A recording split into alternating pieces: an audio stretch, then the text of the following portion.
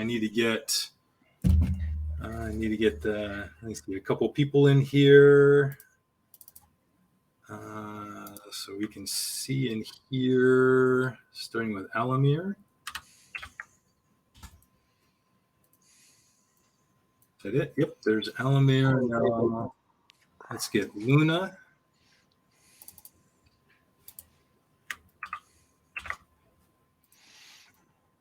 And that should be Luna. There we go. Okay. All right. Welcome, everyone. Happy New Year. Welcome to another live session of Legacy of Mythal campaign here on the Play Without Ego channel. We are back to all 5 players tonight, and I'm excited to see where they go with the information they have gathered. So last week, Smock, Jinx, Luna, and Alamir walked around the camp south of Leosin's unconscious, strung-up body and talked with some of the prisoners and mercenaries at one of the fires. And they found out that the prisoners were shackled outside of the main tent at night. And the 3 raids previous to Greenest had been the Snakewood, Hearthhaven, and Small Hollow.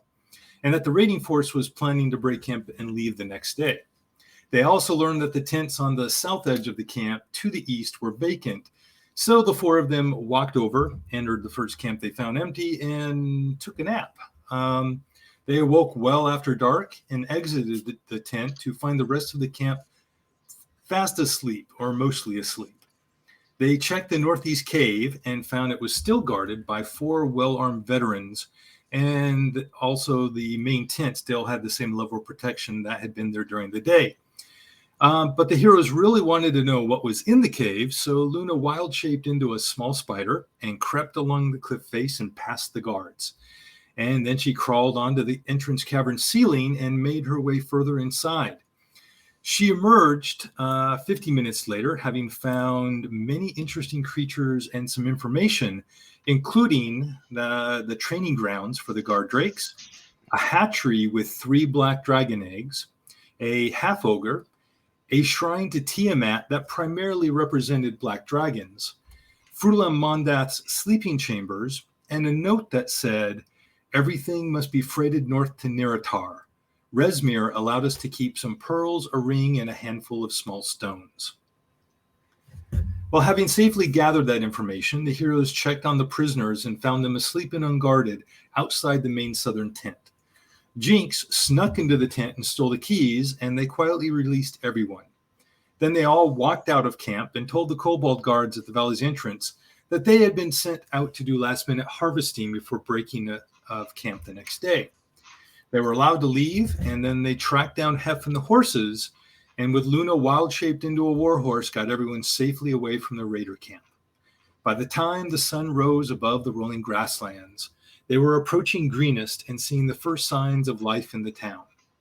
And that's where we rejoin our heroes, with a light spring rain working to remove the last remnants of fire and death from the air.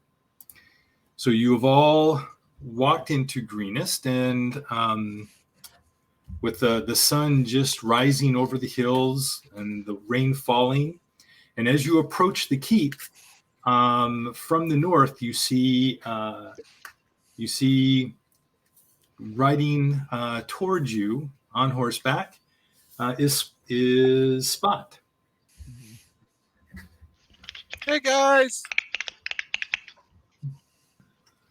what's up? Where you been? Now you're back. You have no idea what we've been through. I had Elderberries. to go find my Zen. So You look more zen. he does look somewhat different somehow.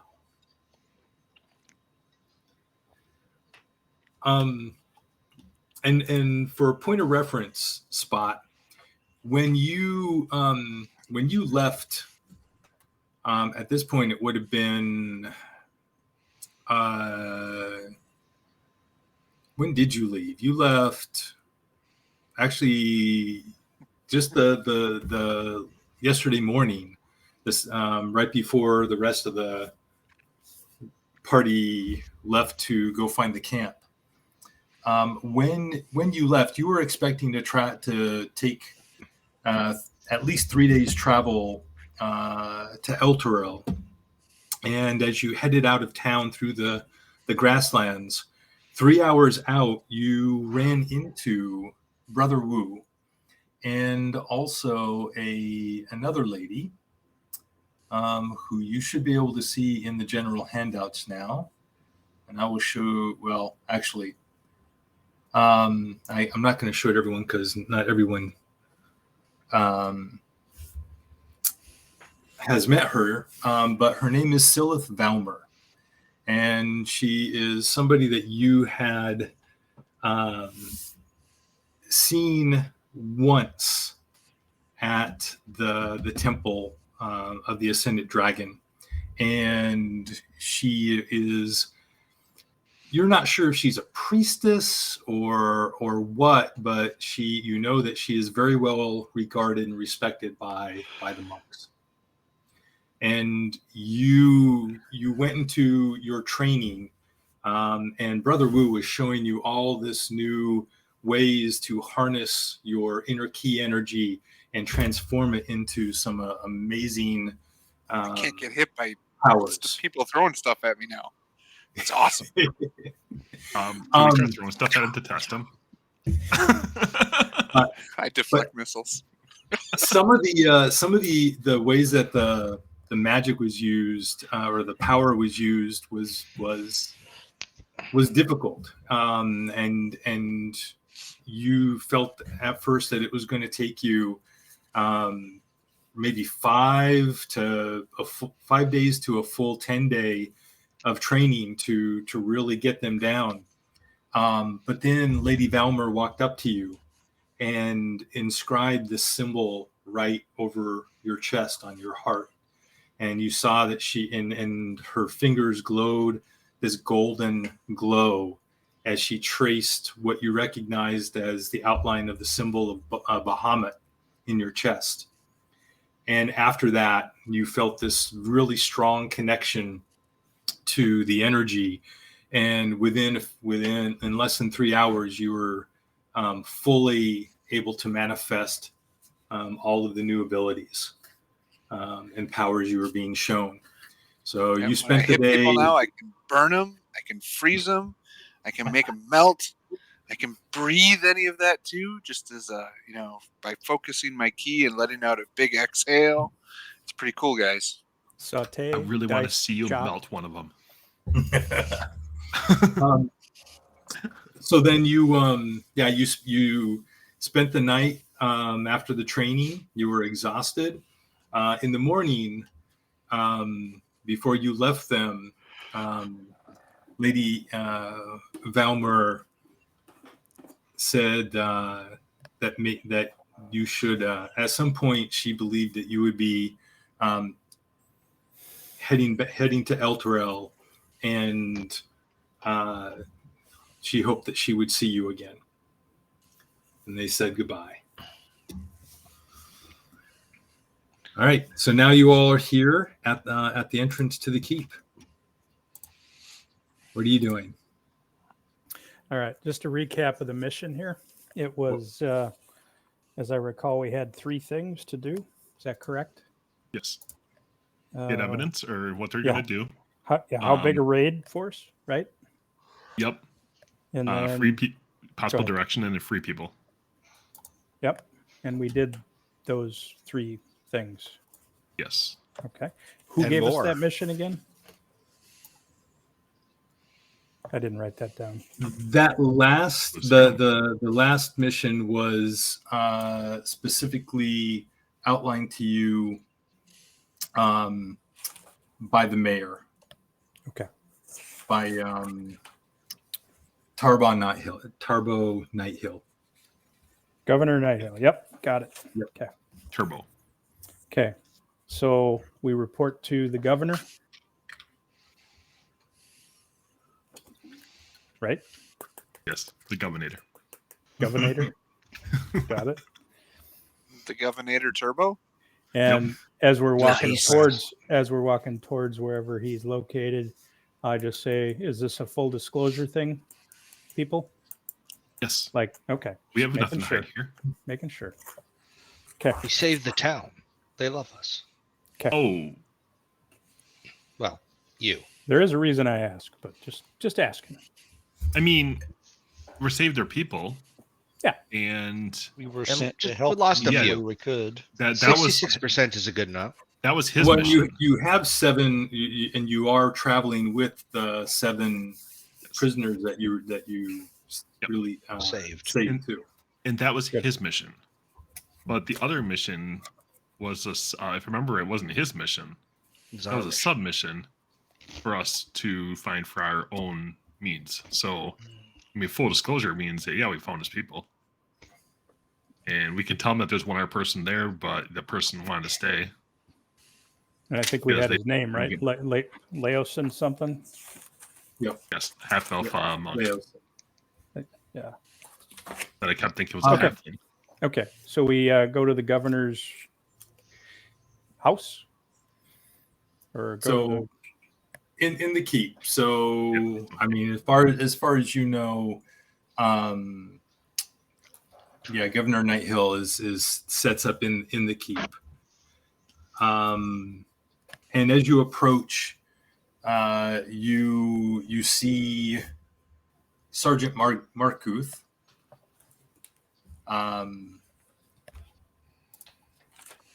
Okay. There Don't we raise go. your spear at us. how rude. And he says, "Oh, you're back already. It is good to see you. Please. And you did find some people." And he rushes forward, and some of the other guards rush forward, and the 5 people that they know, they greet, and there's some hugs, and the other 2 that, or actually, is it 2 or 5? I think there was 3 that. No, there was just 2 others. That they and they begin to take him inside. And the sergeant says, "Please, I'm sure the mayor would love to hear whatever news you have and learn of that you were able to bring some people back." Yes. And this guy over here, we point to our lovely little ranger boy. Said he was actually a pretty big hand Hef. in us. Hef. Yeah. Hef, your mother's been worried sick about you, son. You're in trouble. Well, she can be proud of him, because if it wasn't for him, we may not have been able to accomplish our mission. It's true. Very true. He was very noble. And Hef is just like blushing and puffing his chest out and smiling. You mean, come on. As we walk by a couple of the guards, I kind of whisper, I'm like, "Go give the guy, give him a high five, huzzah, or whatever." Yeah, so they greet Hef, and then they send him immediately off to go find Clean his out mother. the stables. Yeah. Sorry. So where you start? So he goes running off but before he goes, he runs up to in front of all of you, but in front of Smock, and he says, "I thank you all so much for letting me come and help, and I truly hope that maybe you'll let me come with you when you leave here. I could help you some more." If you can keep practicing and your mother approves, it's a possibility. I will talk to her. And he goes running off. As you walk inside, Castellan Escobert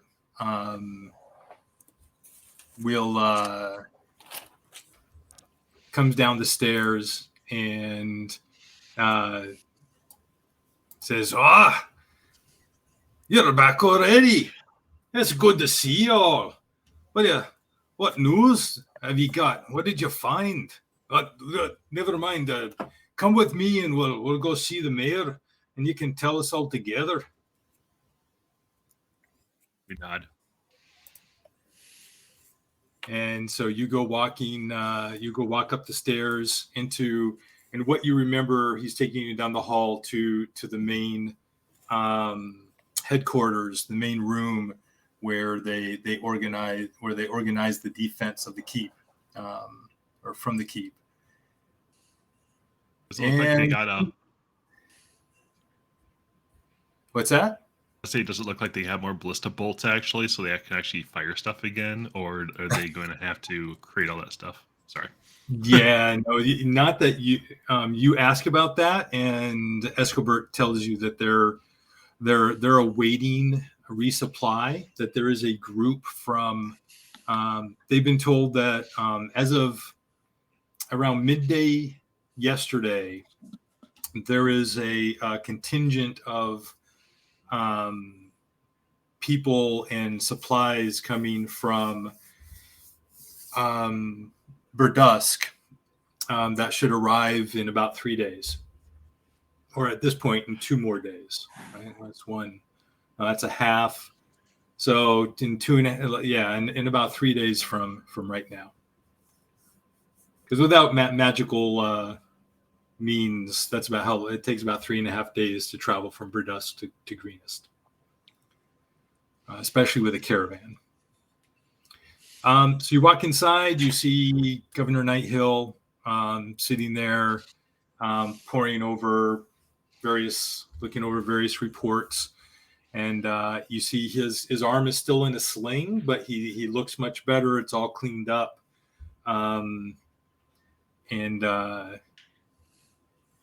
you haven't seen, everyone else looks like that you've seen so far. You've seen some minor injuries and bandages, but nothing like you did the previous day. So you think most people have been, well tended to and healed up.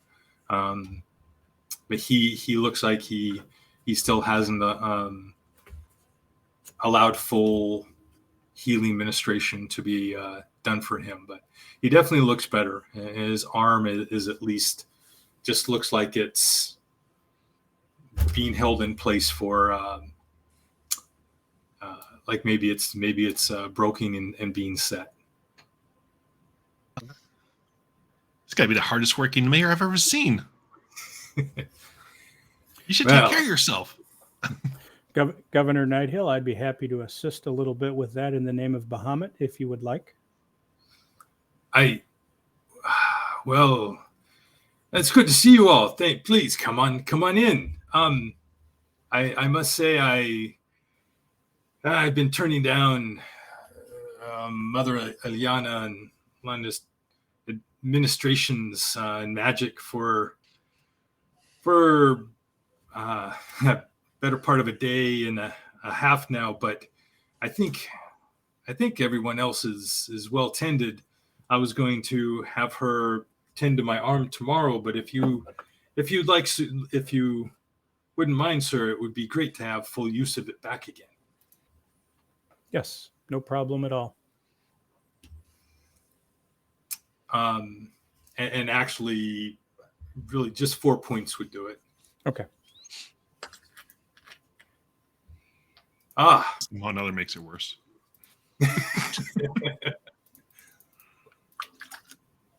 Oh, that's wonderful. And he begins taking it out of the sling and unwrapping it. Like, oh man, excellent. I can. You smell that too? I can feed myself and read at the same time. This would be very helpful.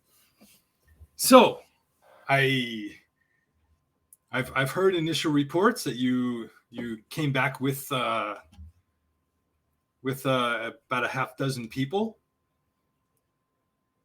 I take it you found them in the camp? Yes. Some are from here, some are from other villages.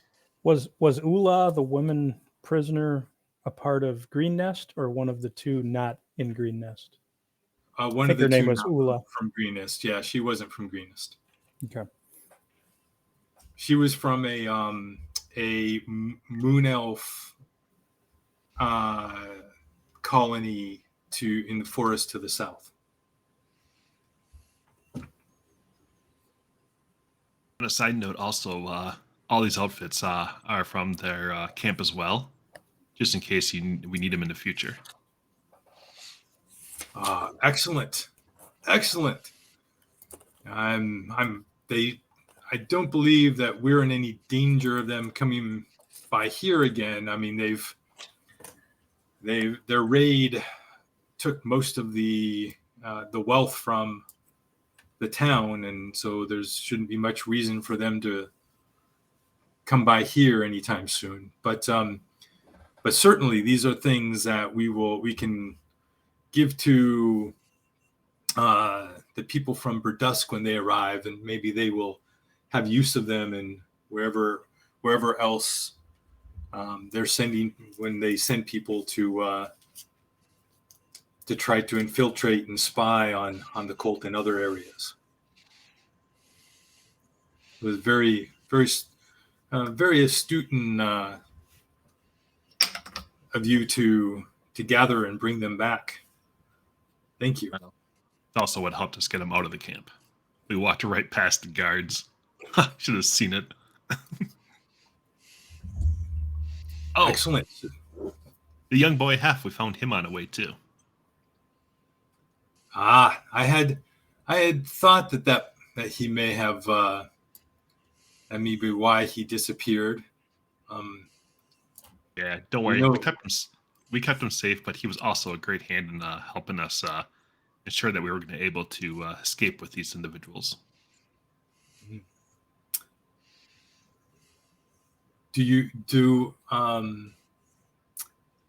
Jinx, do you truly believe that statement?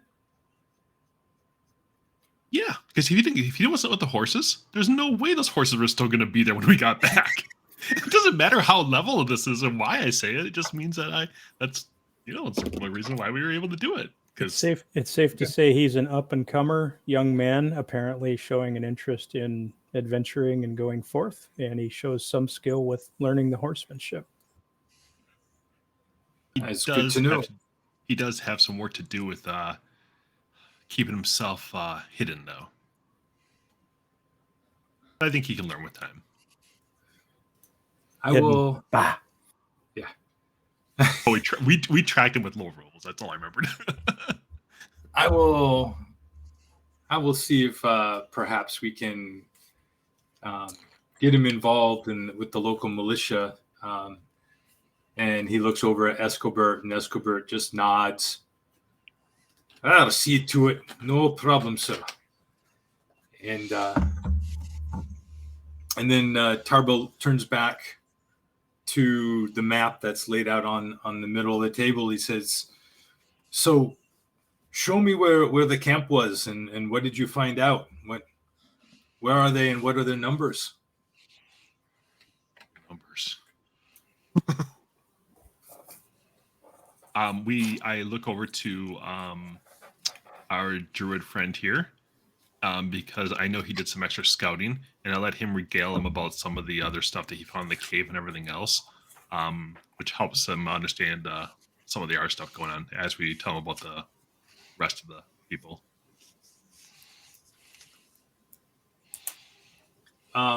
So, Luna, I mean, you don't have to go through in detail. Is there anything in particular that you found out that you would go into particular detail or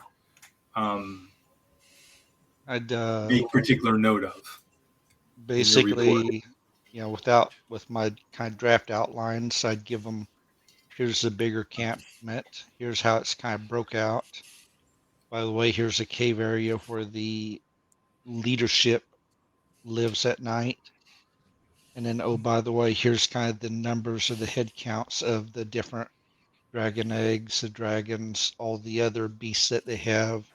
So they know if they chose to attack, the full spectrum of numbers they would be encountering. And I'd also let them know where the one individual was being held captive and questioned, and let them know that, hey, he said he wants to stay there because he was still getting more information. He's a brave soul. Does that kind of cover it all? And his eyebrows raise at several points as you give your report. Do you also let him know the information you found out about where the treasure is being taken? Yes, I give them general information on that. Find out, hey, they're sending most of the stuff. They're not keeping it for themselves. So Everything north to yeah, there's no use. Yeah. There's no use them attacking this camp to get the treasure back because it's no longer there. I do ask him if he has any runners going back to any of my counterparts I report back to, or the I can't recall their name that sent us here from Spot's team. If they have any runners back that could send back some of this information too, Well, safely and securely.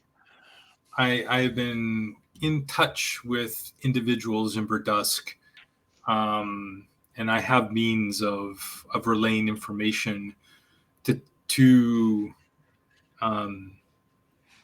members of Twilight Hall. So I will be sharing this information with them, I assure you. Sounds good. As for your order, I do not know, though I would assume that it may get to them by getting back to Verdusk. So yes, I'll turn around and look at the other guys. I'll look at the other guys. Did I miss anything?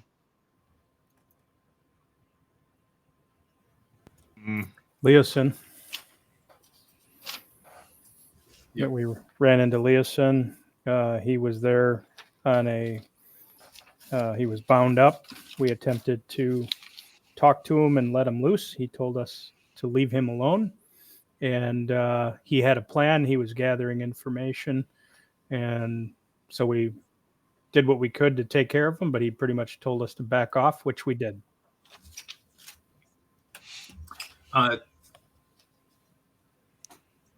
Nighthill looks over at Escobert and actually looks beyond him into a guard standing by the door, and he says, Levak, go retrieve Nessim Waladra for and bring him here, please. And the guard goes steps out and walks down the hallway. This is news that I believe Nessim would be interested in hearing. I believe you talked to him. He talked to you about Leosin before you left. Leosin was the individual I was talking about being bound and told us to leave him there. Yep. Very good. Well, this is so you know where they're headed to. So it sounds like they're done raiding in the region and are sending the goods up north to this Neritar, up the trade roads. So he pulls up pulls out a larger map. I should have this fixed now. Yes, good. And he goes Baragost. And so he goes, yes, Baragost. If they're going to Baragost and then north up the trade road, they will have to pass through Baldur's Gate. From Baldur's Gate all the way up to Waterdeep. And then this Neritar. Did you also share where what you think Neritar is, Jinx? Yeah. Okay. I also throw in the fact that we do know that they're leaving, that they were packing up and they were going to be leaving soon. That was part of how we escaped.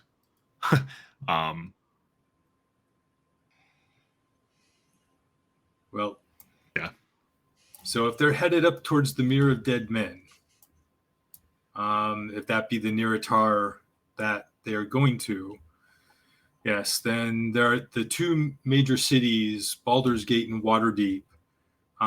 Those are areas in Alamir, you are well aware of this, that caravans do not typically travel through the cities. They travel to the cities, Right. break up, because usually there are goods for those cities, and then individual groupings of various smaller groups of caravans, sometimes even individual carts or wagons, will then gather up in larger groups, and that caravan travel together for safety further to the next place. Gotcha. So like you would usually like travel like from Baldur's Gate, you'd have huge caravans of multiple groups looking to sell different types of mercantile would travel to Waterdeep. Gotcha. And stop places along the way. And then from Waterdeep, they would then go from there as a separate group. So they're staging areas for caravans. Did we at all, while we came back to town, I know the town isn't of the Harpers, but is there any signs, signals, or ways of communication that we would have noticed that said we need to make contact with someone or anything of the sort? No, all you know at this point is Nighthill's saying that he has ways of communicating with Twilight Hall. Gotcha. That's the closest that you've heard or that you know of. He's also raised his eyebrows when the 3 dragon eggs were mentioned.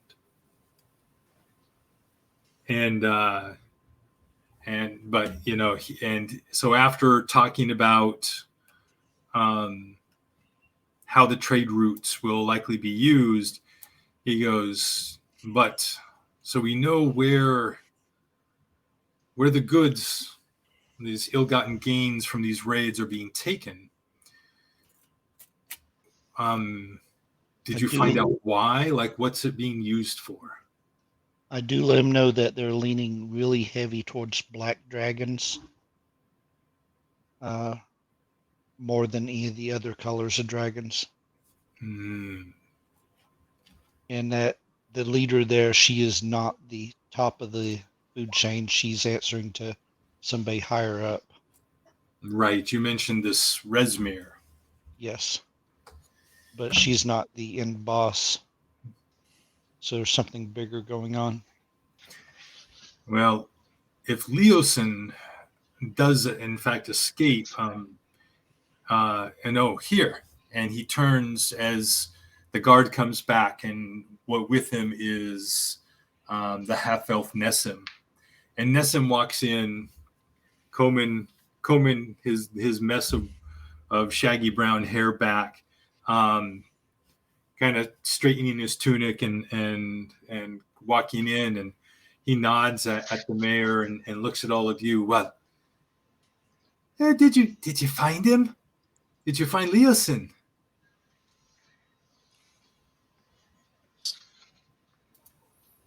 Yes, we did. Yep. He didn't come. Well, good. I knew he would still be alive.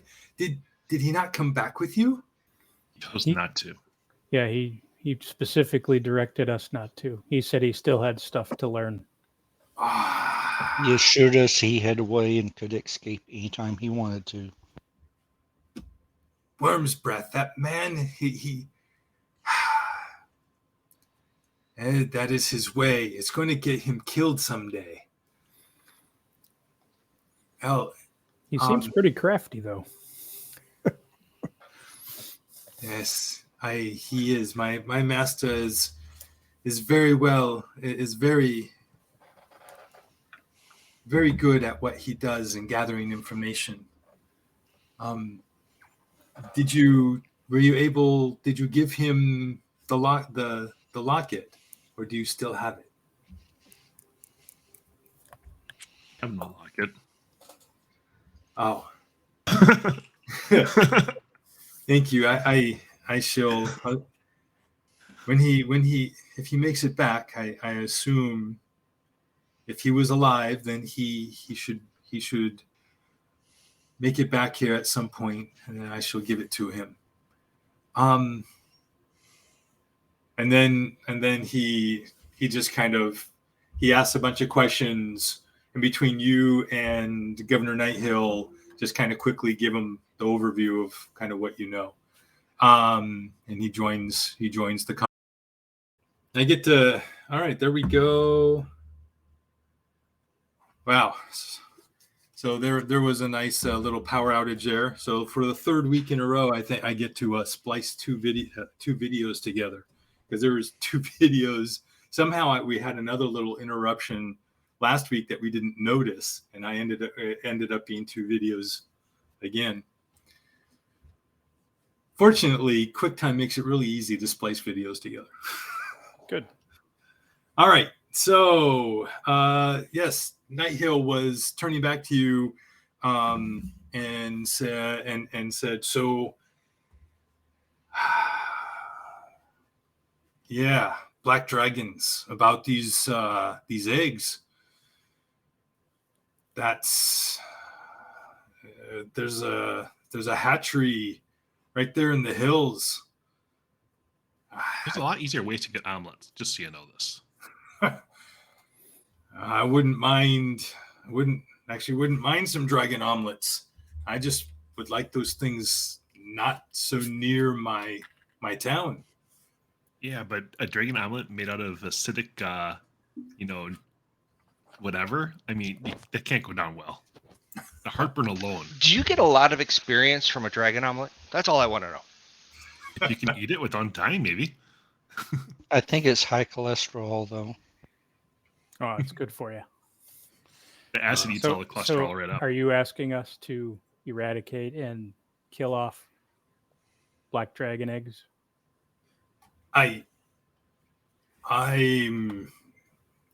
How many would it take? I have asked into that of you fortress? all that you have done more for Greenest than I could have dare hoped, and this is a very personal thing, and that may not be a threat to us at all. Like black dragons typically, this is not necessarily the area of the geographical area where black dragons would live. So even if they are hatched there, I would imagine they would go elsewhere to live, but I do not know that for certain. Oh, no, I'm not asking you to remove them. If you wish to go back and do that, I of course would not argue against it. How long has it been since we left? Yeah, we could probably do a long rest. Huh? 7 hours. Since we walked all the way here, traveled all the way here by horse. Is probably 8. It's been about 10 hours. So if we rest now, it's. I look at you guys and whisper back. It's like, how long did it say they were going to be before they were breaking camp? We're leaving in the morning. Technically, I think you just were. You may have assumed morning, but they said that they were breaking camp the next day. All you know, it was sometime the next day. Okay. I didn't know if it was. I didn't know if it was next day or whatever. Yeah. I just used it. I just remember I used it to, as a reason for us to go out and gather or hunt or whatever. Yep. I'm almost wondering if it'd be better to wait till they're traveling, and then when they break up smaller groups going out, eliminate the smaller groups. Kind of guerrilla warfare on them. Well, I am all about protecting the weak, humbling the evil and the strong. If you need us to eradicate any black dragons, I am down with that. If this crew is also down with that. I turn to Luna and go, How far along were the eggs? Do you know? That big. So Luna, roll your dragon lore. Your dragon egg measuring device. Yeah. They were laying on the left side. Oh, look at that! He multiple knows it. straights Wow. in the circumference. Wow. In fact, Yeah. 22.7 centimeters. You got a really good look, and all the eggs seem to have been from the same batch. They had the same markings, were around the same size. Same serial numbers on them. Yeah.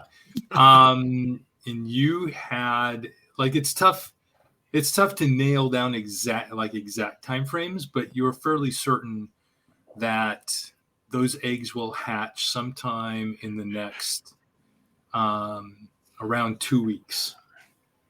You've got a little over a 10-day, and anywhere between 1 to 2 10 days, and before the eggs hatch. Not very long.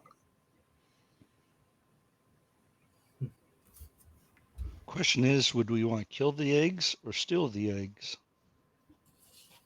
Are black dragons necessarily totally evil, or can they First of all, sway either we're way? whispering this to each other, right? They're always evil. They are always evil. Okay.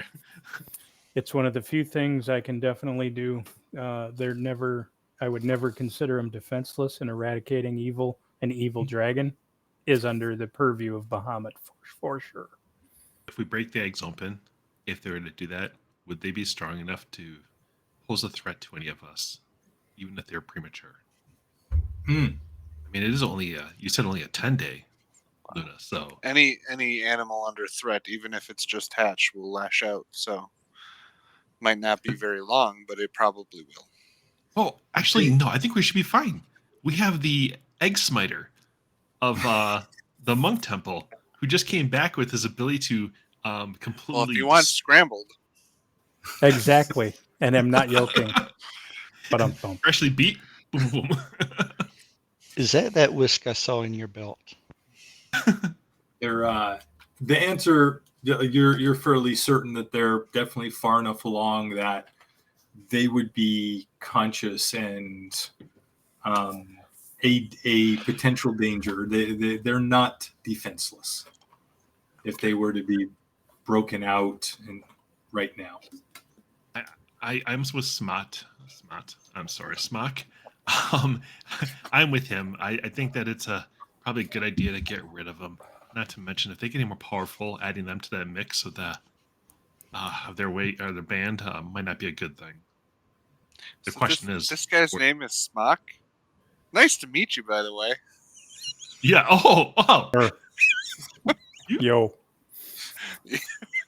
I figured you were quick friends with the group, but I didn't know. So yeah, sorry. Are you? Oh, is your new tattoo? Does that show at all, or whatever it is, that Bahamut thing on the chest? Probably, because I wear monk garb, so the V probably shows part of it at the top. Okay, I would have automatically brought my holy symbol out, which happens to look real similar, and said, "Pleased to meet you." I bow. Mm-hmm. Sorry, didn't mean to interrupt, guys, but yeah, just great at introductions in this group. Yo. Well, he did take down the champion in greenest tier. I thought technically you were there. Sorry. Yeah, you did see him do that. Yeah, there wasn't really any official, a lot of interaction. That I must have left. In after, fact, you might be upset because you could say I stole your kill. So You pumped you all to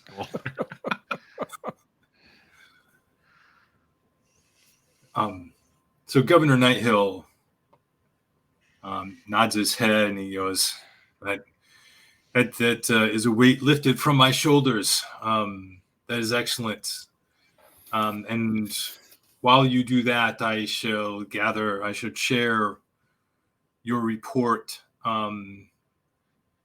with those in Twilight Hall and have more information for you. Perhaps they have guidance for what they would like you to do from here. If there's other places that other tasks that they have for you, I will find that out. Governor Nighthill, do you know the status of the splint armor that you had said you would get repaired and slightly adjusted so I could use? Town just got attacked. Of course. I'd ask. So Smock, roll 2d10 for me, please.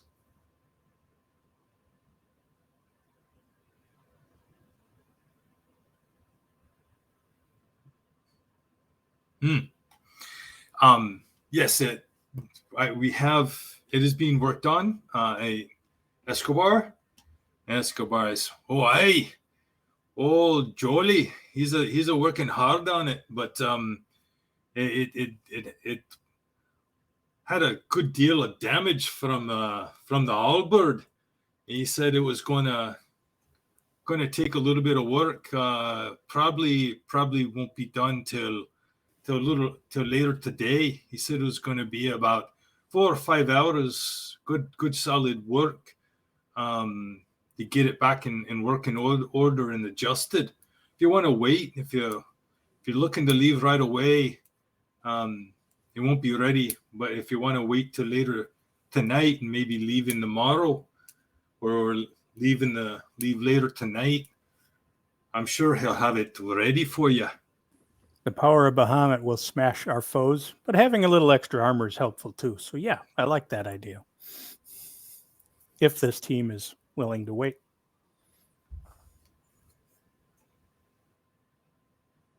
How long is that going to be? You did, Alamir. Yep. Alamir's ready to rest. Yeah, I think we need a long rest anyway. Yeah. All right. So, well then, unless anybody has anything specific they'd like to do, we can just kind of move forward with time. There's various people who come to see you and to thank you for all the help and the rescuing the people. There are family members and friends who come to give their thanks for specific people that you saved. Wait, how fast are you fast forwarding, by the way? I was going to fast forward to the next morning, unless okay, you'd like to do something else. Level 4? Okay. No, I was just asking because I want to make sure that we're at least at the point where we're not taking like too long. Because No, if take we're the gonna full do this, rest. if we're gonna do this egg thing, And I'd rather do it seconds sooner than Alamir's motion of level 4. Yeah.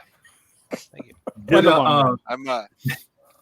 the only thing So I'm going to do is I'm going to work on a workout since I'm fully rested and able. I will work on my ki and spend some of my ki as I'm fighting or doing my things, so that if any of these guys are watching, they will see me like breathe fire and then punching a dummy that turns to ice and then to fire and then to acid and all that type of stuff, just to practice doing that more as I am new to it.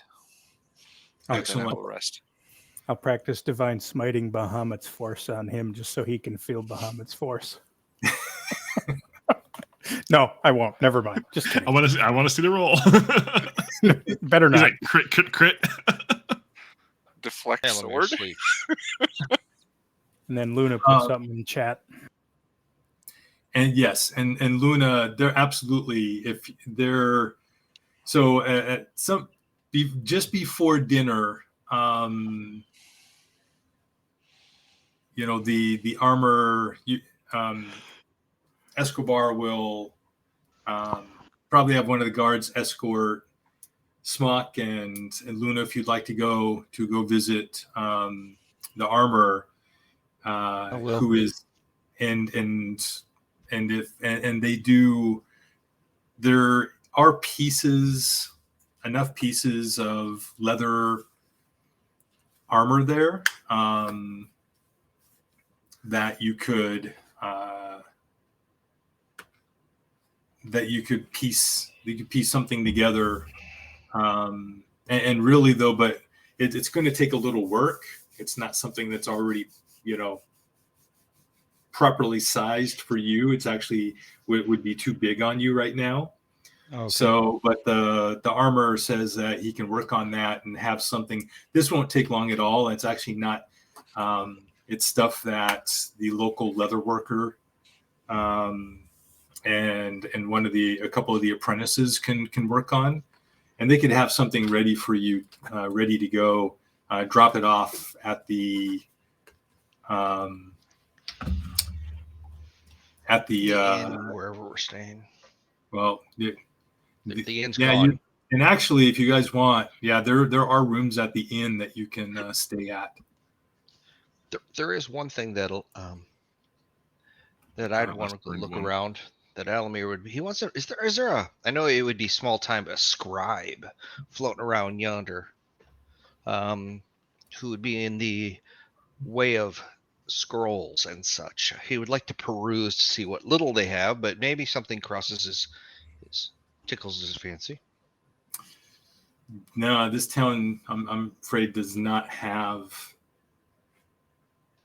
any shops like that. It's too small to have anything. Like there's a smithy, there's a basic like trade and travel goods.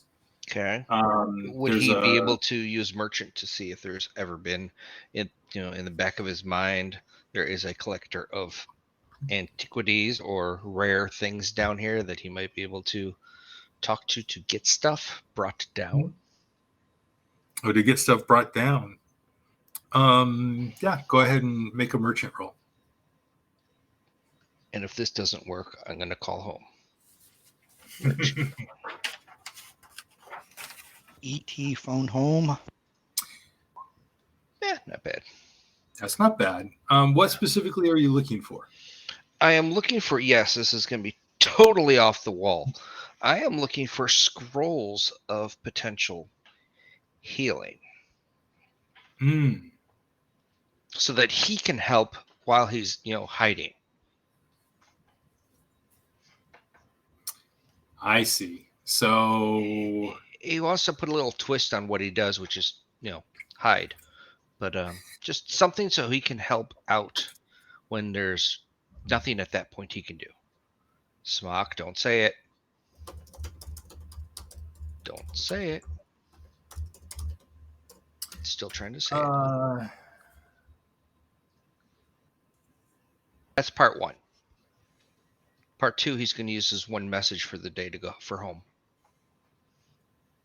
And do you want me to whisper it to you, or do you want me just to say it?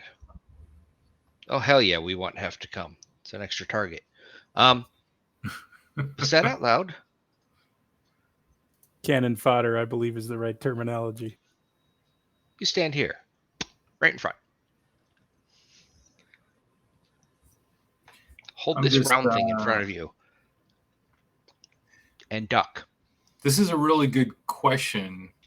Think about it, Tom. I know we're here for a while. No. So my question is, this is not something. No. Because spell scrolls have not been used a lot in any of the campaigns that we've played done since 5e came out. Yeah.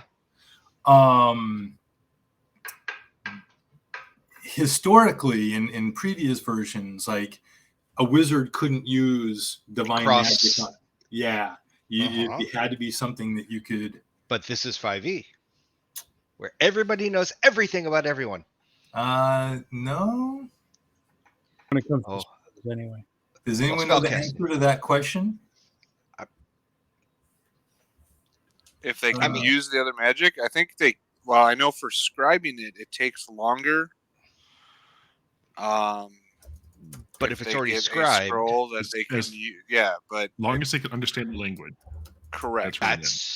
So if it's written in a divine language and he doesn't know it, I don't know if he'll understand it.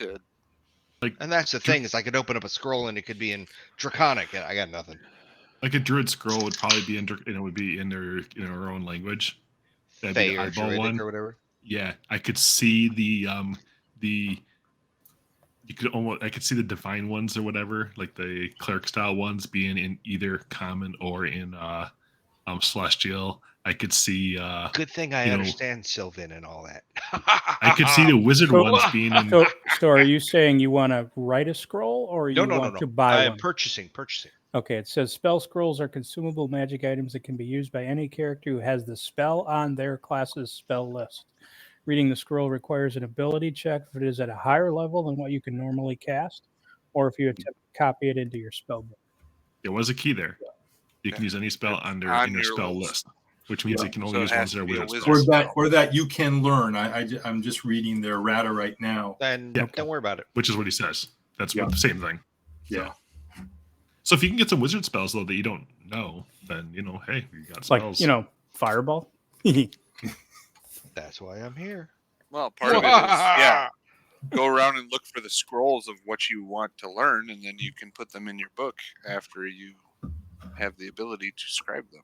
Yeah. So something to consider then, Alamir, since you aren't going to get it for a while now, but since you're gaining extra feats, you're gaining extra feats in this campaign. Right.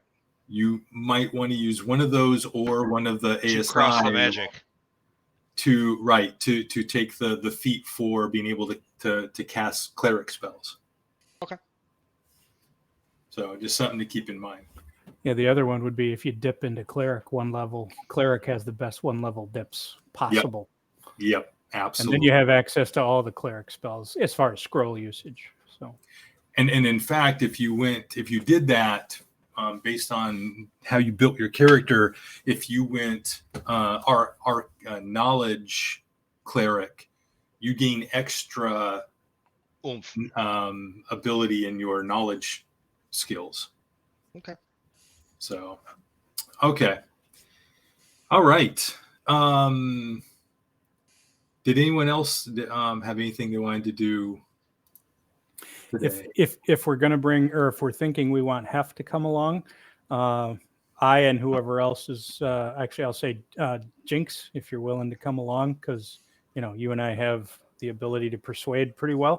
If we wish to persuade Mama to say, can Hef come along? I'm thinking we should do it tonight. My thought is it as we're training him, giving him additional training. My thought is we just brought him home. Yes. She's been worried. You really think she wants him going out the next day? That's the reason. I personally would not check probably with disadvantage. But if he's, if he's in the protection of you guys, because he's not going to be in protection of me. But you guys might be able to get him to go. I personally think that after finding how easy it was to find and search out and everything else, though, he was a big hand, and I was being honest about that because he did help us find or to keep the horses at bay. I think he would have been a detriment. He would have been a detriment if he would have came into camp with us. This cavalier could use a squire. I would pose it as, hey, he might run off again, or if he's already with us, we know where he's at and we can protect him. So that.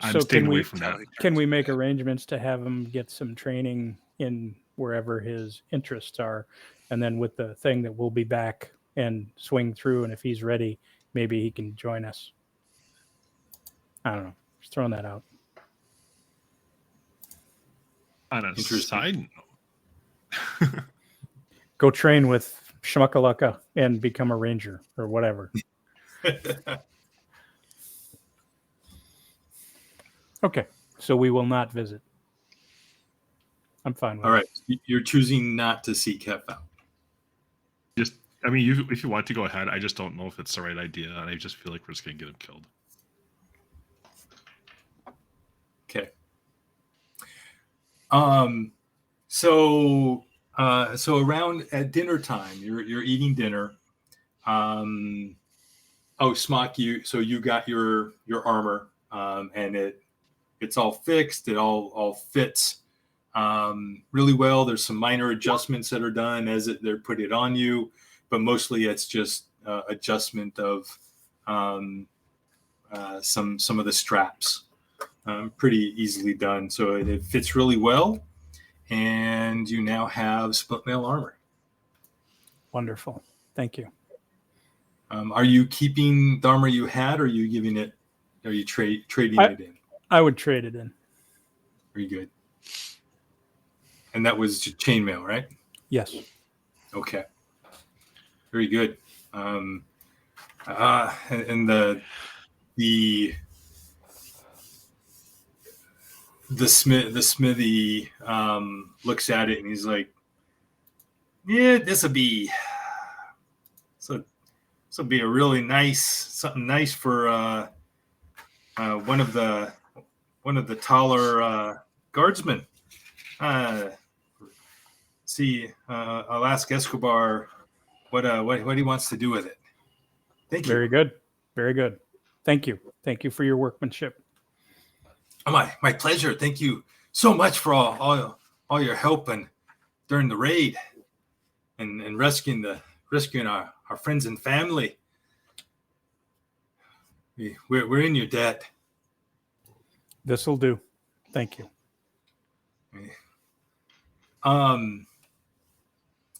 During dinner, a woman shows up. Spot and Alamir, you're both sitting on one side of the table, and you feel this presence over you, and Jinx and Luna looking across over the table at the two of you, looking up past you. There's a woman standing there, thin, medium height, shoulder length blonde hair, just kind of standing there very quietly, looking like she wants to say something but is hesitant. How is she dressed? She in a very simple cloth spun dress. It's a pale blue with white fringe. Recognize her at all? I can't come up with a witty joke to say to make all of you guys laugh and then turn around so I'm just gonna sit there. Do we recognize her from seeing her in town or not at this town or anything? Okay. No. And Alamir will stand up and welcome her and say, "And what do we deserve the visit from?" Yeah, he's gonna totally make it all schmoozy.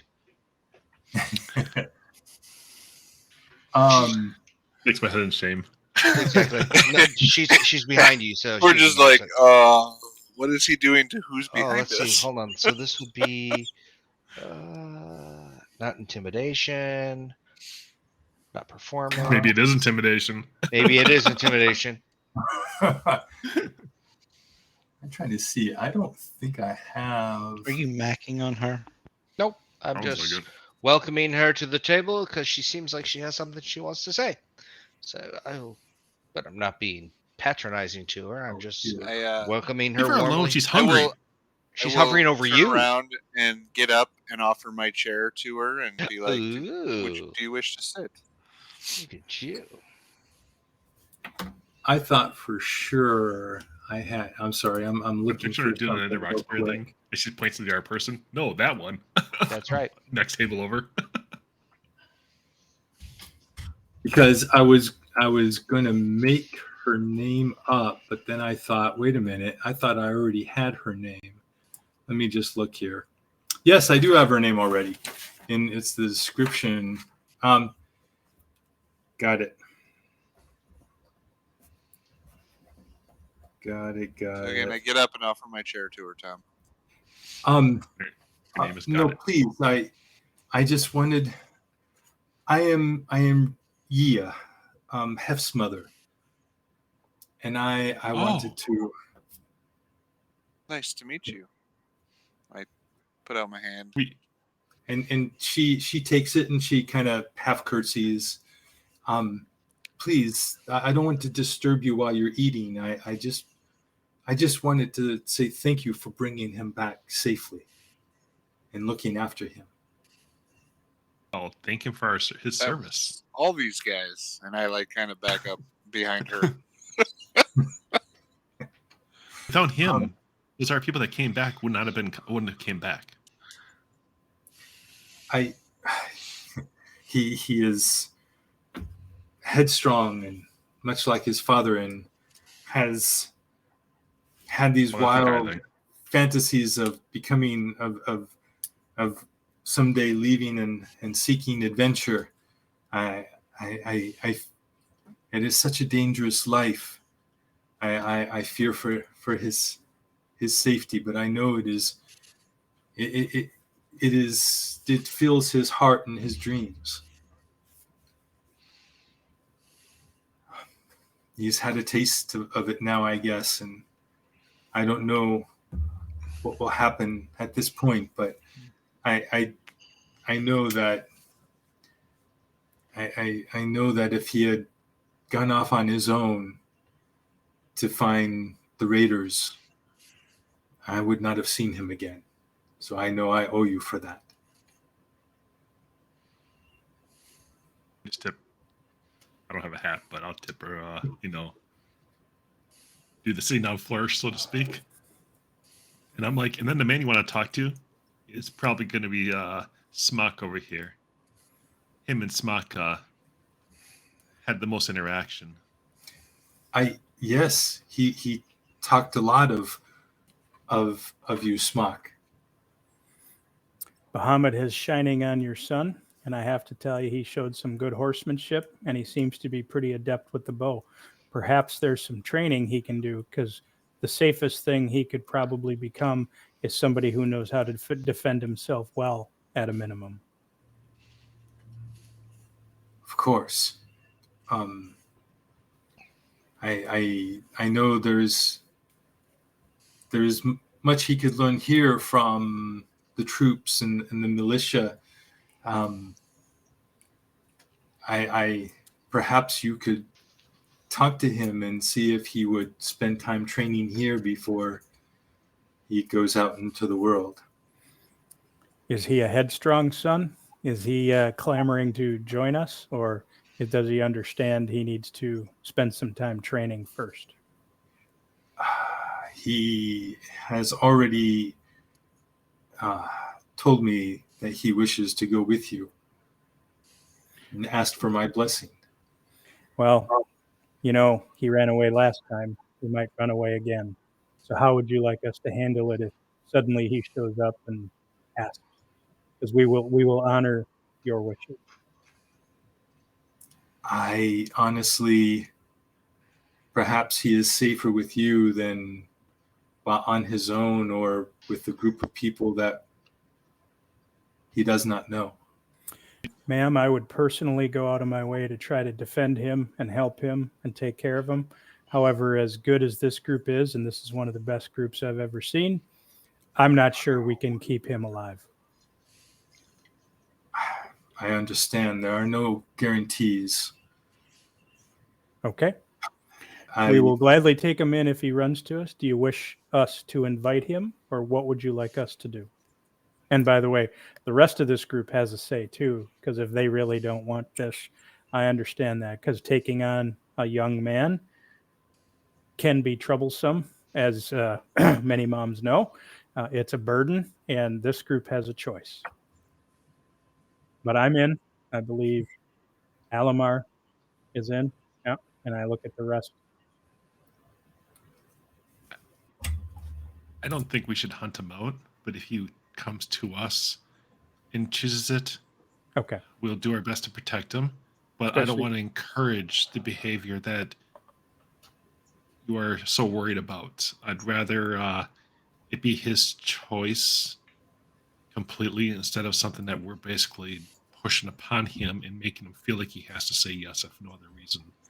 I know he wants it, but that's a choice he has to make completely. If he doesn't walk away, if he doesn't do it freely, and just if he comes, then we'll protect him as much as we can.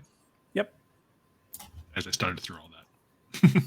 Okay. What is her name again, by the way, for my record here? Yeah, YIA. Thank you. Okay.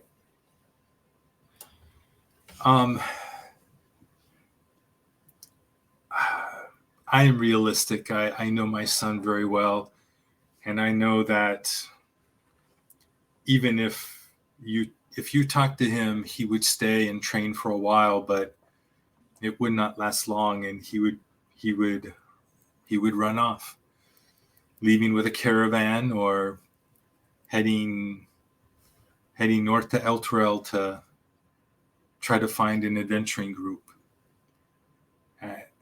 I'm from Elturel. I can at least show him to the right places should he wish to go that journey. We will do our best to keep him under our protection. That is all a mother could ask for, given the circumstances. I do ask her, does she have means to take care of herself and any other younger children there may be?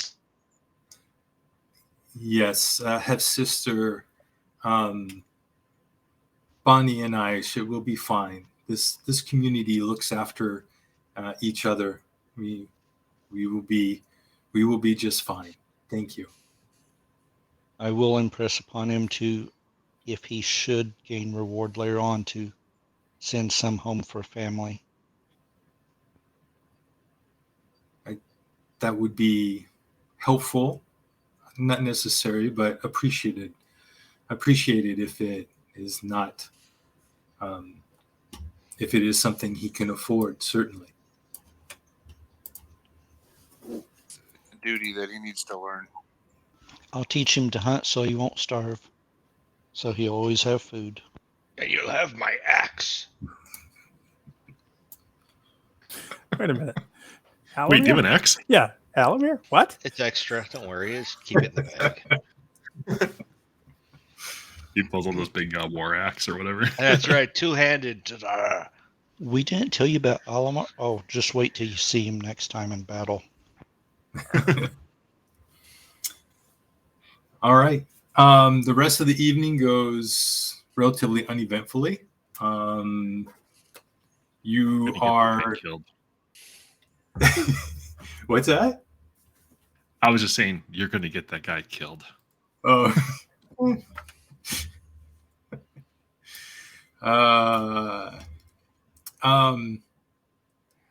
So there is actually, where is it? I thought it was, this one right here. So north, this building right here. So to north of the keep, that's the inn, and it's just called Greenhaven Inn. And you were given rooms there. They're pretty nice for the size of the town, and you have a nice, restful evening. I assume you're all getting up first thing in the morning? Yes. You get up first thing. You are, those of you who have your morning rituals, do your morning rituals, and you go out. Your horses are brought to you from the stables, and standing in the middle of the road waiting for you, you see Hef.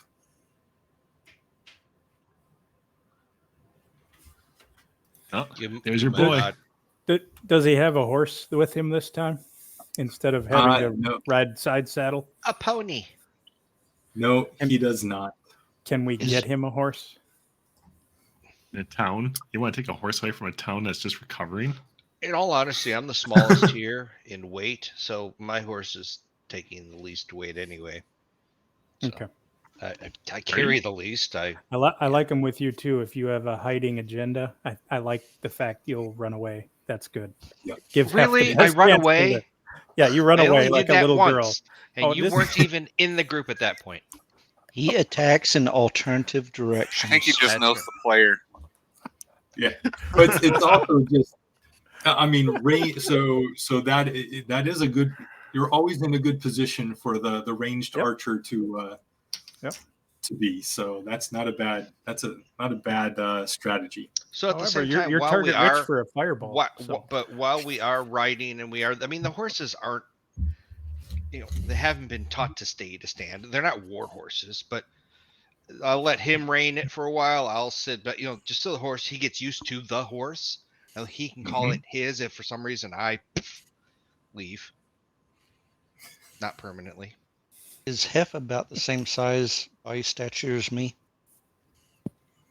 How tall are you again? Like 5'6"? Let me look here. I'm shorter than that. Description. 5'6", height, yes. Hef is taller than you. Hef is around 5'10" and a like. I look up to him then. Yeah. Would my armor that I'm currently wearing fit him, or could it be adjusted for him? Armor's considered wearable. And is he Hef is proficient already in wearing music? leather. Has the equivalent of leather armor. Okay, he already has what I got. The answer's what I'll do with mine. Save it in case your others break. Unless you want to, like when you get the hide armor from the armor, if you want to do the same thing Smock did and just exchange. That's what I was going to do, exchange and donate to somebody who could use it so they could have upgrade too. Because I realize this town's probably hurting right now, so I don't want to take away from their resources without giving them something in exchange. Okay. Yep. That works.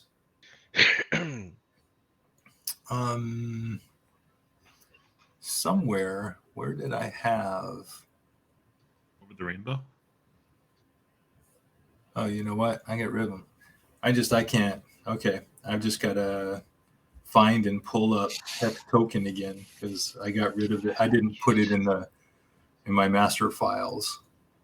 You don't have it saved on the other page? But I already archived those pages. The pages where I had him. So it's okay. It's not a big deal.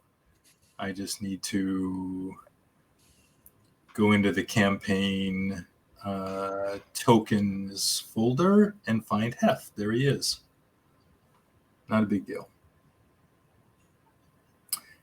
Actually, but doing it that way, actually, that's not the way I want to do it. All right. Okay. Grab this, grab that. Because actually, Hef. Oh, you know what? It's not going to work anyway. No, that's not going to work. All right. I guess I'll do it this way. Because Hef only exists in D&D Beyond. He doesn't actually exist in the real world. Yeah, in Roll20 yet. So that's okay. It's not a big deal. He exists in our paladin's heart, and that's all that matters. That's right. So is he a figment of our paladin's imagination? Only on Tuesdays. Yep. One would call him, since he's a kid, one would call him a minor illusion. Ba-dum-bum. Nice. What's his hit points? Oh, there we go. How old is he again? How old is he? He's 15. I mean, he's not much younger than us. Well, No, he's not like he's within a medieval world. He is technically a man. I mean, you guys are all in their 20s, I think, but Huh?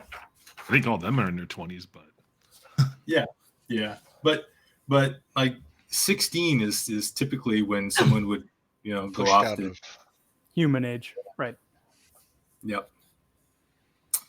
All right.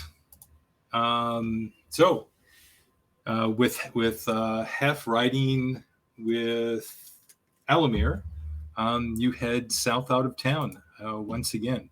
You're going back the exact same way, the direct route to the camp. Was my armor done, or will I pick it up next time I'm through? I'm sorry. You got your armor after dinner. It was Okay. available. Good. It was I'll update ready before you went to bed. And I donated my other. Cool. I'll update my equipment. Yes. So you have hide armor now. Every little bit helps. It's great.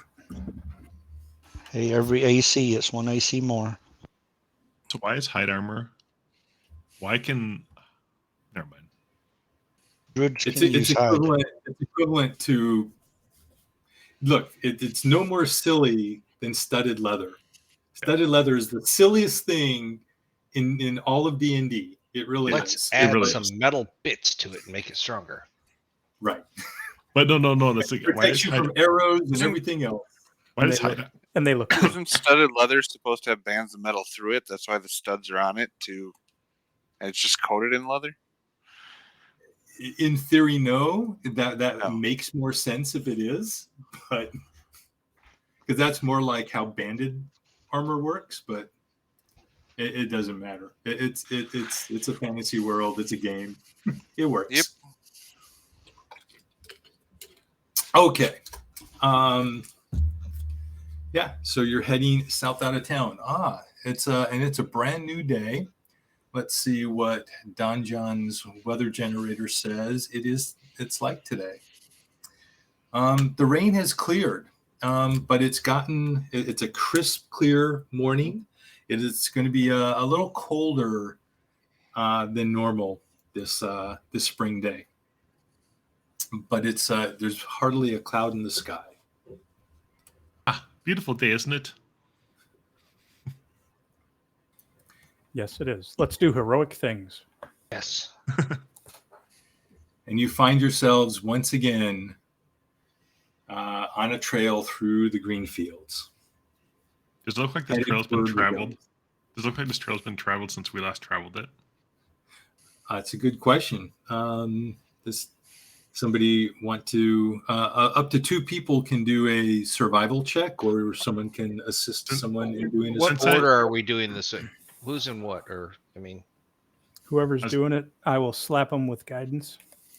Okay, so you can guide it. You can guidance whoever you want to guidance, but I'm going to do the check because I've asked about it. So just so you know, these might be don't bad. ever ask Luna to do the check. Damn. And I only have a +2, so I was just like, I was looking around, so I said I was going to look. If there's one No. thing you guys Never have mind. learned. Spot has it covered. I did not know. Yeah, true. so does exactly the Alamir, right but one. neither of us are doing it. So we don't notice either way. That's fine. Yeah, it doesn't look like it. It doesn't look like it, Matt. Didn't learn Anytime in the about last day. nature and Alamir. My survival was 12, not 24. Because that was streetwise. I was just asking for directions. Streetwise, we got on the right way. We're only on there's one no road. streets. Hopefully we This don't. is grass lane. That's right. It's actually a boulevard because there's grass between the 2 paths. So yeah, it was a good question though. What is the order? How are you traveling? Who's first? I just Who's know the next? last time Alamir was going first for tracking. That's what we were doing the last time. And if I remember, Jinx, you were in the back. The furthest back person was the paladin. It was the paladin. Yes. Yep. So I'm new for to the this group. I was Put me where you want me. I was the I'm next with you. up What at I'm the getting time. at is Tip of the spear. You wherever can run ahead. Alamir is, or let me rephrase that. If Alamir Don't call me Spot for nothing. I think Hef should be on the back horse Okay, then rather you can than be putting him up front, going here, run, fly, and jumping off the horse. you can be wherever you want to be, but last time we traveled, it was Spot, myself, then it was you, and then it was. Then that's the fine. pally. We'll do that. That's good. And if you're second to last, if he's on your horse regardless, you're pretty much back there anyway. That's So in other words, That's what you're saying is, if I get this right, I have your 6. yep. You have R6. Yes. Ba-dum-bum. You also get to step on every bit of horse dung Horse that's food. right. dropped off. Yep. Or flung at you. Yep. So wait a minute. So Smock's in the back. Yep. Yes. With And Alamir Spot and says Hef fast. next. He does have the fastest horse as well to charge forward if he needs to. Okay. And sorry. And who's next? Spot's Alamir with first. Hef. Okay. Then Elamir and Hef. Spot, just out of curiosity, are you able to perhaps detect things and scout ahead, or do you have those kinds of skills, or is it just you're highly maneuverable? I'm highly removable. I'm really good at staying quiet, and I can usually spot things pretty good, but I'm technically roll-wise, I'm average on that. I'm only a +2. Okay. +2, so. Thank you. Then I assume it's Luna second and Jinx in the middle. I'm flexible Sure. either way. That's fine. That sounds good. Okay. All What right. order is this in? So Spot, Luna, Jinx, Alamir with Hef, and My then normal Smog. movement speed is the same as a horse. So if we don't have a horse or we need to give one up, I can give mine up and just run alongside everybody. Nice. All right. So then let's see. You know what? It's going to be there's going to be lower DCs for the people in front, especially Spot. But everybody make a perception check as you're traveling along this path.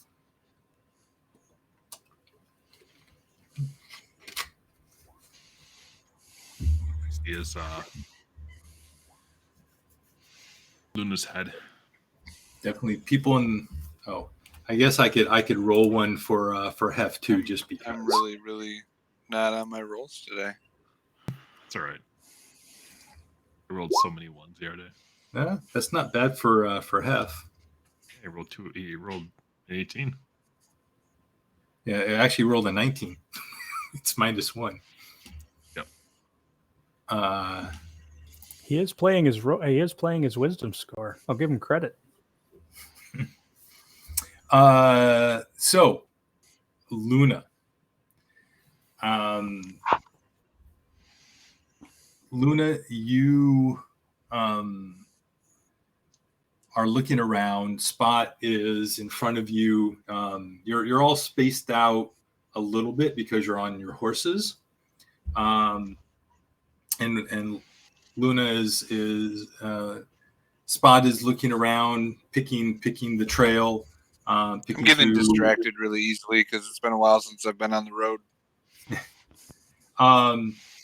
And Luna, you swear you see motion off to your left and ahead just a little bit. Something in the grass. You're fine.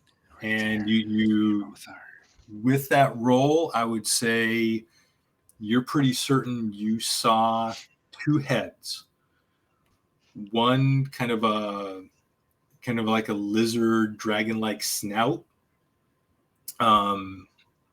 poking out low in the grass, and a cloaked human head poking out up from the taller section of weeds above it, and then they quickly pull back.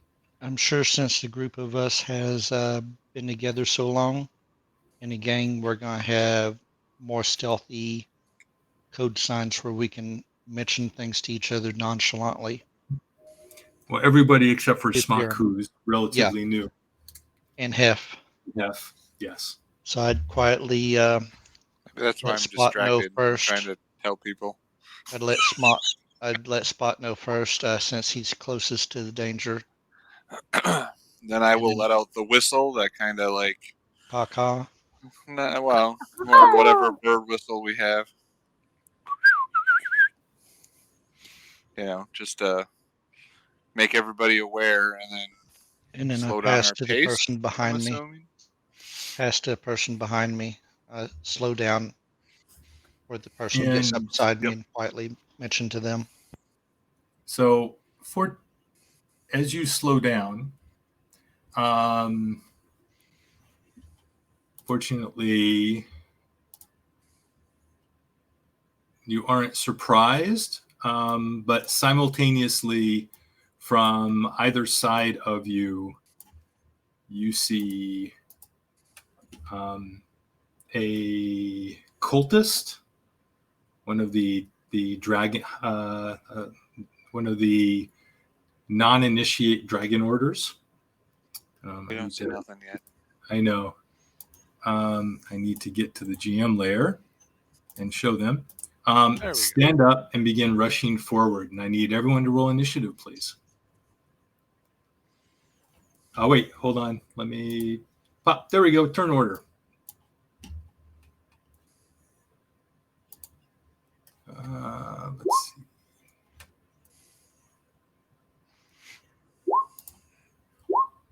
Ringwing. Yeah. Oh, sure. Then I roll okay. Go Drake. Initiative. Hef. Initiative. Be nice if I could have them go directly into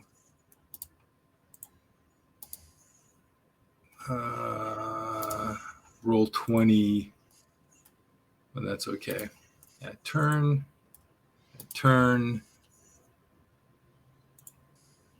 Add turn. All right. So let's see.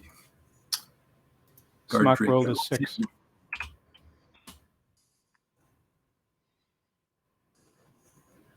just Okay. like a token. Yep. Hold on. Smock. Yeah. If it ever happens, you can always select a token, just roll again, just change a number after. Okay. You want to do that because since you're how at do the I? very top, Okay, you the actual token on the game board. Yep. Okay. Just click on it And then roll initiative. and then roll initiative. Yeah, I like And that one better. Then you can just click right over the number and just change it to the number it's supposed to be. I got it. Okay. Thank you. Hef. Oh, I guess there it is. Hef 13. Okay, and then finally, where was the Dragon Wing was 16. Okay. How far out of town are we? You've only been traveling for about an hour and a half. Interesting. So, yeah, you're pretty close to the town. Because it takes several hours to get to the spot in the hills where the ambush was set up.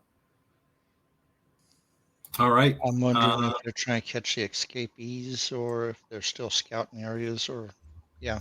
Could be an advanced group with the caravan coming, possibly. That would be actually bad. Yep. Because if we're right in their path, I don't know that we want to be in their path. Right. Jinx, you're up. So I see a Dragon Wing and 2 Drakes. Oh no, there's another one, isn't there? Hid behind my turn order. Yeah. And you know these that these guard drakes are far more dangerous than those than the ambush drakes that were On a side used note? during the raid. On a side note, yeah.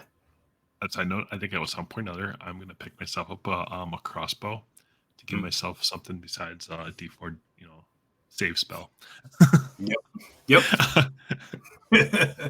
Now that says irrelevant, I'm just going to cast Vicious Mockery on the first guard Drake right over here. So this is DC 14 was 14 something. Got it. So guard Drake, wisdom save. Yeah. 15. Okay, and then I give inspiration to Spot. Okay. Because I'm super excited to see what his super dragon, evaporate species in one hit moves to. Same Drake. And actually, were you going to move or staying where? I am actually going to kind of stay formation, or I might break off a little bit to the. I'm on a horse, so I'm just going to break off a little bit over here, and I'm on a horse, ain't I? Yep. Yeah. I back off over here, and I get off the horse, and I, I don't want it to run off too far, but I just kind of, want to be out of the combat, so to speak, and then I move up 10 feet. You could always ask our Hef horses. Yeah, Hef. You're the horse guy for now while you're in training. All right. Yep. Yeah, I gave Hef the horse, and then he saw me firebolt the first guard, same one that you tried to Vicious Mockery, and then I bolted off my horse and ran to the right or left. That's Almir's turn. Okay, let me just. I'm going to do. I was like, why am I getting the horses? Just so. Wait, is it not coming on? There it is. Oh my god, that's a huge horse. Well, yeah, they're large creatures. That's why I had you all. Okay, so, and I'm just. So this is the one that Hef is on,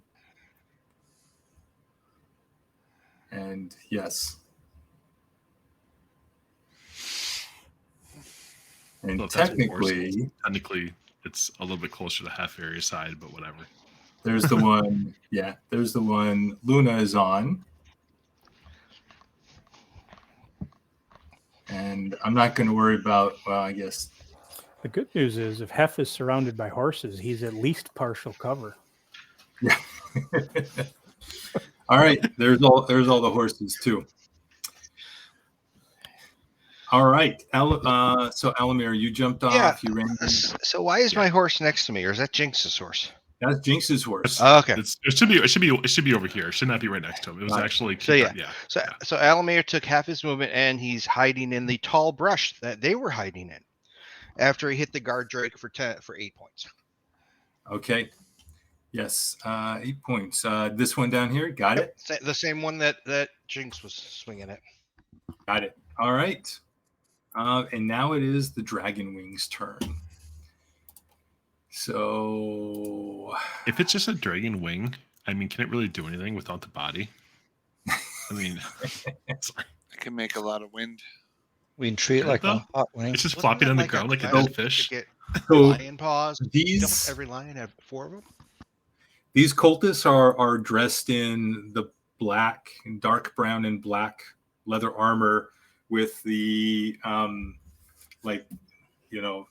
the slightly more pointed regalia, and they really can't do anything except run forward. However,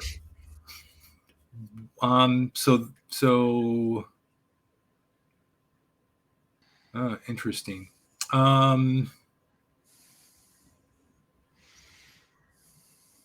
Okay. So this one, some sort of ranged one. 10, 20. This one will run forward. So let's see, 10, 20 is gonna go here. It runs there, and actually, and this one will run forward too. 10, 20. So that's 30 movement. They have pulled scimitars. That's all they seem to have on them are scimitars.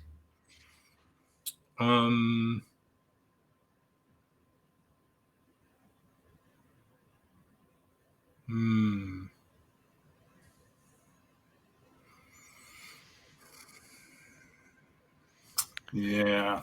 Are the they're going to both run up.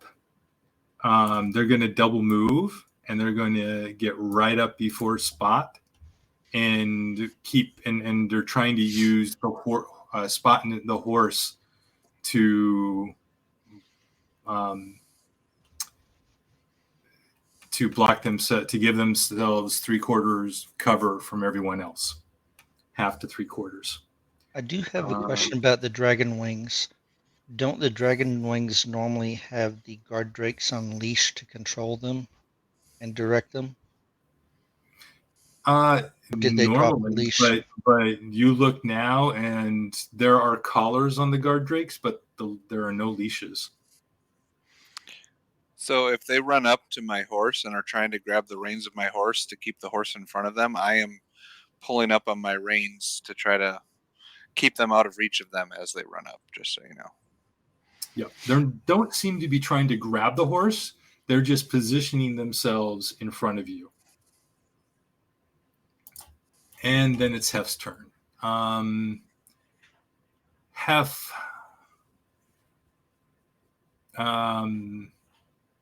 is going to kind of move.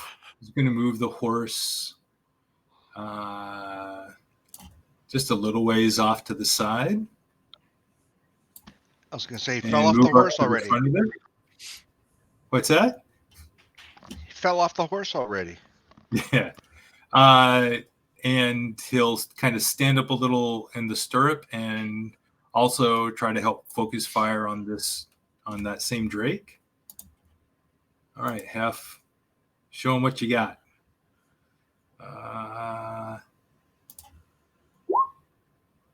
And I'm pretty sure that hits. Guard Drake. Yeah, it does. So then Hef is going to do... Oh, wait, sorry. That's the wrong one. Does 7 max damage. So hits the Drake solidly with an arrow. Luna, your turn. Nice shot. Coming down off the horse reduces my movement to half, right? No, you can just pop up. It's 5 feet of your movement to get off the horse. Okay. So, do Yes, I I'll do know recognize? Your horse can attack, right? Yeah. Okay. Do I recognize horses going that way or Hef's going over there? Are you pausing to look around to see what everyone is doing? Probably not. Because they're behind you. So the only action, you hear stuff. You hear people riding, moving their horses behind you. You see the magic and the bolt of fire and then the arrow come from behind you, and you have an idea of where people are because of the projectiles that were thrown at least from Alamir and Hef. Okay. So I'd probably know he's over in this region somewhere. Yeah, you have a general idea of the direction. 5 foot off my horse. Okay. And I am going to change wild shape to what I'm doing. Let's see. To that? Oh, look, yeah. I already had it ready. And so 5, 10, 15, 20. I should be able to make it there. There we go. Yep. And I'm attacking this one first. All right. Advantage since you're flanking. Exactly. Okay. Giant hyena. There we go.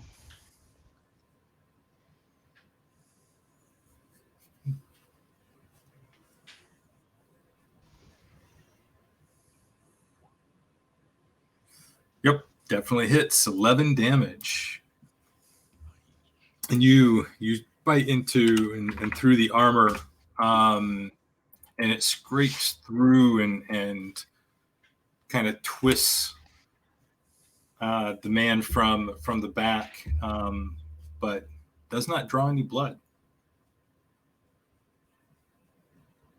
He kind of rolls with the attack. You're muted if you're talking. That's all I can do for right now. So that's interesting. Okay. Yeah. So now the guard drakes. Guard drakes, still just 30 feet. Mythal. So 10, 20. They cannot quite make it up. So actually 10, 20. So they're going to double move. So problem. Yeah, actually they're gonna double move and just come straight forward to Luna, and they double move there, and that's their turn. They couldn't quite reach you to attack this round. Spot. I did what I meant to do, get their attention.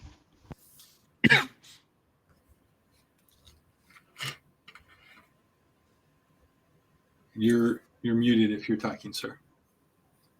Try to have my horse do his attack, the hoof attack from the horse before I jump off of him. Only if it's a war horse. Riding horses. The riding horse has an attack called hooves, +5 with it does 4 damage. It does, but it's not trained to do it during combat. It does it as a... Correct. I'm just wanting it to flail up and kick its feet. Whether it hits it or not would be a percentage chance. I don't know. So, Because go ahead. he's being rushed by two things. So I'm just trying to I make him understand. rear up and see what he can do. So normally it would want to back up and get away. Make an animal handling check to see if you can get it to react differently. I'm afraid not. Like it tries to back up, and it backs up into the other horse a little bit. It's a little afraid and confused, and you don't quite get it to strike out with its hooves. Okay. Then I will move me and my horse over to here to get it out of the way. Okay. The horse will get attacks of opportunity on it. It would defend itself if you ever knew a horse, but okay. No, I know. Trust me, I grew up with horses.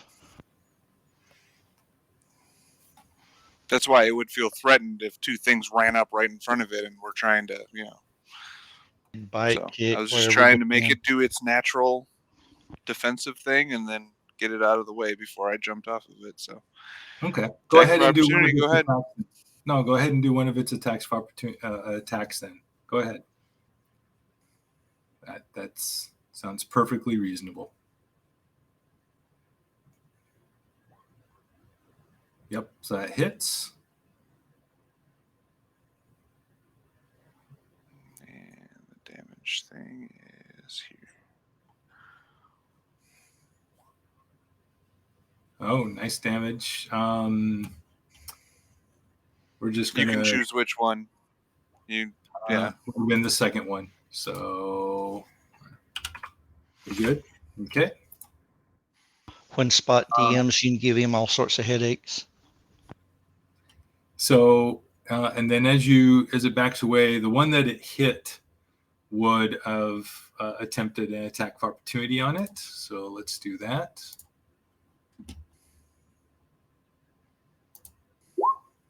It hits. Yep.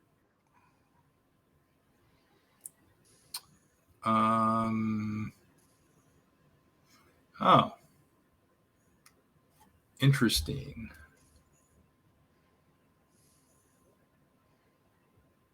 Has 13 hit points according to the riding horse.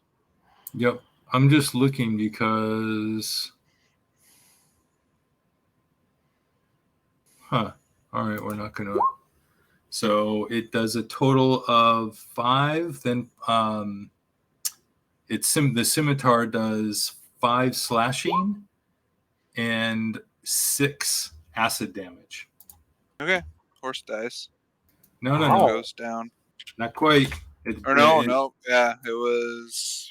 It's 11. Yeah. The horse has 2 hit points left. Yep, and it has a wicked slash through its front torso, and it screams in pain, but it's still hobbling but standing. Anything else? So I move it out of the way, and then I just jump off of it in front of it and try to hold it behind me and calm it down.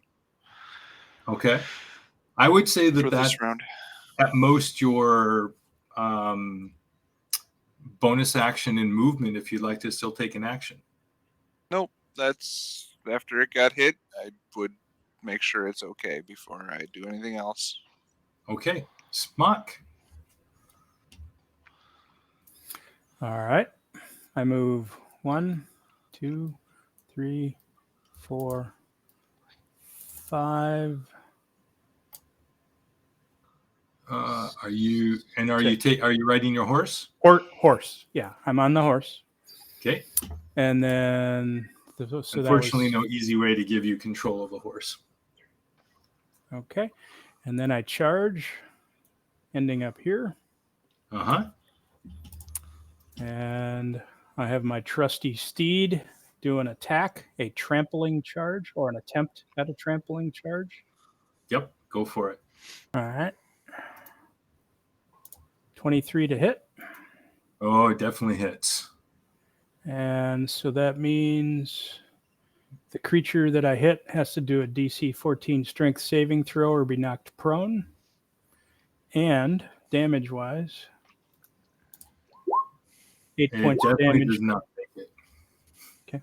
Okay. So it is prone. Yep. Also, it takes 8 points. It is now bloodied, and let's Luna, see, Ravage. and prone. I remember what were we using for prone? Advantage, right? If it's melee. Yeah. You know what? I'm just going to use that for prone. Okay. That's a guy on his knees, arrows in his back. That's good enough for prone.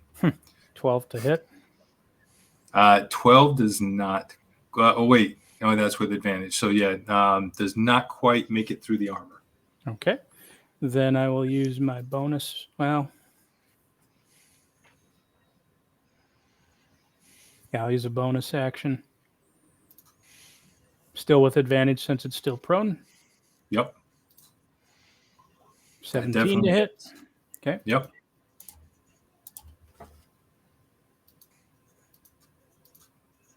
And 5 points. yeah, you smack him like right across the in the temple, and he reels, and blood is squirting from down his leg, from his midsection, and down the side of his head, and he's trying to shake it off. He's definitely. Are we playing super advantage, Tom? No, you're not. Okay. Just General Luna has advantage with advantage on top of advantage right now. Yeah. Just once. There are some magics that can give you a third die for. I'm with but you. not Oh, many. don't worry. We're about to make this all spiffy here in a second. And then I had a little bit of movement left. Mm-hmm. And hang on. Yes, that's where I end up. Excellent. All right, Jinx. I accidentally hit the wrong button. Didn't mean to do that. You did it. It's done.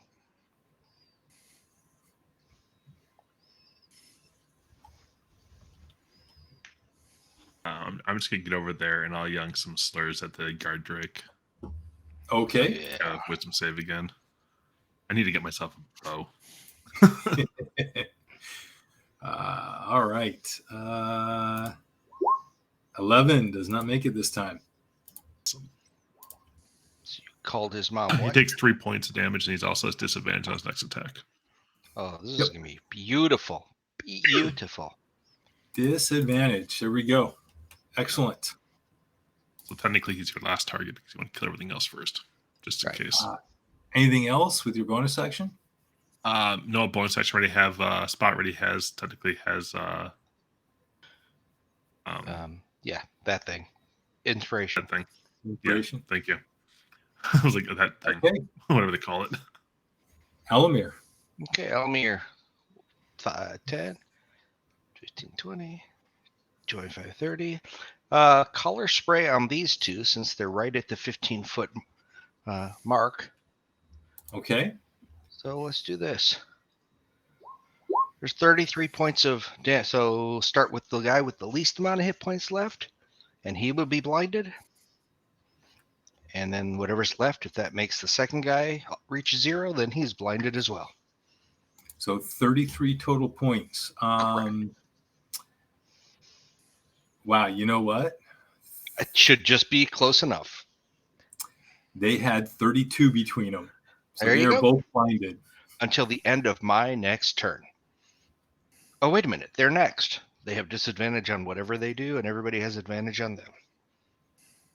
So they are blinded. That's why I was looking for like total advantage. Super advantage. Here, we're just gonna.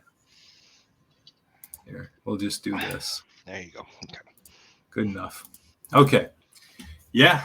So they are blinded, and they're like, and the one guy uses half his movement to stand up, and they're like, no, wait. What is that? Wait. Get that. The Gloria Hit me Tiamat. with that color. It's so bright. Bask in Bahamut's light. The very wounded one is going to blindly strike out and try to hit Smock. Can I do one more bonus action? Oh, yeah, absolutely. Can I use my innate ability for face step, or is that another spell? No, that's an ability. You absolutely can. Okay. How you doing, Hef? All right. On his horse. Mm-hmm. Well, We're back on the horse. The surprise of the horse getting all of a sudden our bile. It's used to it. All right. So with disadvantage, attack. Oh, wait, with disadvantage. Sorry. Still, does 19 hit Smock? Yes. Okay. So first attack hits with the scimitar for 5 slashing and 3 acid damage. Your new armor. Oh my god. Then he hits you, and so he tries to follow it up with a second attack, and he yells in triumph, "Got you! Here, have another one." That one 11. doesn't. So that one doesn't. Why is it not doing the? Oh, you know what? I bet you this does 2 at once. There we go. That's what I should be doing. Is it hitting Smock or the horse? He hit Smock. Okay. He actually reached up and was able to go hit around the horse. If he had rolled really bad on the second one, I would have had him hit the horse, but he didn't. All right. Smock's armor's getting baptized. The other one hears what's going on, knows that's the closest opponent, so he's going to step up. When he steps away, do I get you get one. You do. You get an attack of opportunity on him. With advantage. Correct. He doesn't see it coming. Totally forgot you were there because you didn't attack him. Yep. That'll do it. Yep. For 12. Nice. Very good. In the right direction. So they have pack tactics. So he gets a normal attack on. Even if they don't know they're there? I'm just wondering because they're both blind. They're blind. So they're blind, but with pack tactics, they're talking about it. Yeah. Okay. So aim 30 degrees to your left at a 48 degree see above a weak spot angle. right there. Actually, I don't see when I smell one. Does an 18 hit you with your new armor? It does. Okay, so that's 6 total. So 6 total damage, and the second attack does another 8. And now it's Hef's turn. So I take 14 points of damage in that round from him? Yeah. Okay, thank you. Oh, wait, I'm sorry. Wait, yeah, no, there was 18. It was the first one. You didn't 14. get advantage or have disadvantage. Okay. Yeah, they were really good hits. They got lucky. Hef last time I blind people. They just happen to have pack tactics. Otherwise, yeah. Bahamut told me there'd be days like these. Mm-hmm. So Hef is going to attempt to the guy who just hit you, Smock. Hef attempts to shoot and hits for 4 damage. So hits with the arrow, so that's helpful. And he yells out. He's like, "Smock, no!" And then he shoots his arrow. Luna, it's your turn. I scream out something in hyena, which nobody can understand, Except the hyena. and I commence to chowing down on this one. Okay. And I should be advantage or double advantage You're at advantage. since he's Yeah, blind. advantage. There's nothing It's above worth a try. advantage. Tom's not playing that game, so it's not happening. If you get luck, you could have double advantage. Did a 12 get through or 13? With luck, 13 does get your not extra go die on top of that. So- oh wait, no, that's not 30. It's a 14. Remember, you get +1 in your Yep. form. So you That's right. you hit and you do 12 damage, and you chomp through, and he falls to the ground in front of you. Okay, so what's this red dot on this one mean behind me? He's got He has disadvantage to attack. Yeah, Yeah, this is your Jinx, next target if you want to take him out, though, because you're gonna take some hits. If I move forward, I'm still. No, you're still in there. You're Yeah, good. they can't Yep. attack me. So I'm gonna step forward since they're closer to my folks, and do a rampage. Do not have. Oh, actually, he's You blinded. still have so you advantage. He doesn't hear you coming. And yeah, you. Oh wait, He hasn't Right. done it yet. yeah, no, he did. The There you second go. one, 17. There you go. 17. So yeah, so you do 13, and he crumples to the ground as well. And finish my action. I turn around where I'm facing both of these. Yep. My so you- back's to my party. And the that's drakes it. are not flanking. I mean, they don't have flank bonus, correct? At 45, 45. They don't right now. Are you playing straight They probably across? have They have to be tactics. 180, or is it 90? Good No, question. no, it's in general. So they're on the same side. If one of them moved like 5 feet, then I would count that. Okay, you're making it a straight across plane somehow. Yeah, Yep. I'm it's not directly opposite. It doesn't have to be directly opposite, but you have to be Two sides. on two separate sides somehow. If Got a it. 98.5-degree arc is formed, it counts. It works. Yeah, there we go. You forgot the 0.5. Oh crap. That's the right So song. Tell me that's it why. for Luna. It is now their turn. That's I don't want them to do anything. So these are, if I remember correctly, they are just intelligent enough to be fanatical in their actions. So they're going to go out at Luna. This one's going to go move up right there. And they're both going to attack Luna with advantage. Let's see. Okay, the So- lower left. Oh, never mind. Okay, never mind. And there is at disadvantage for the one in the lower left, which actually turns out to be normal, but a 10 still misses. We'll try to strike with his tail and misses. The one who moved up to the right hits for 8 piercing, and then a tail hit for 8 bludgeoning. So that's a total of 16.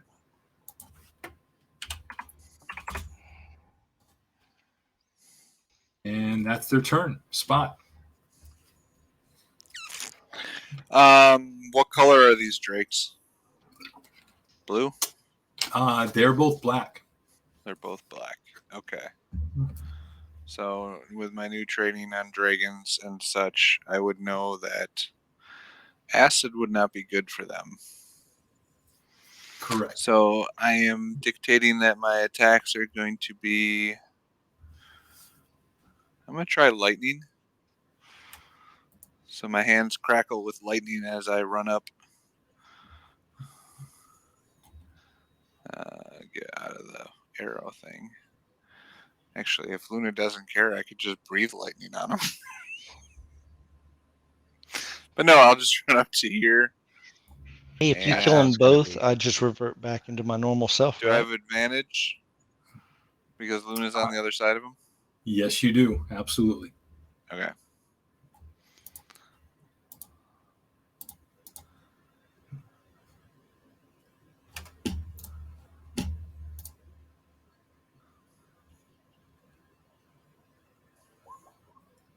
Definitely hits. So that's 3 lightning damage. And yep, it definitely seems to hurt it. And then another 3. Oh no, I'm sorry, 11 does not hit. Are you taking advantage with these? I did not But on that one. Is that? Sorry. Oh yeah, that's not with advantage. Okay. No, So either more go ahead. tactics, but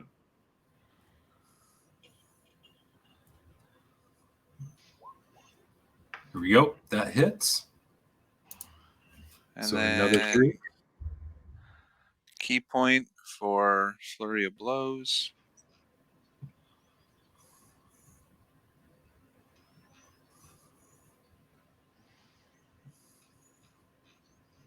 Which gives me 1 more.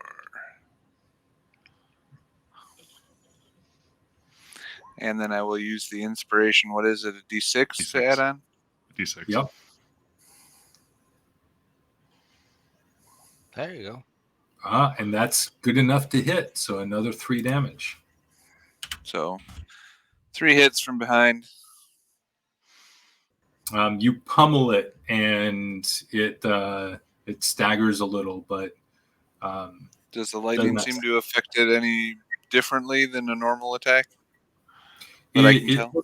No, look, you can see that you're doing as much damage as you would expect to do. Normal. Okay. Yep.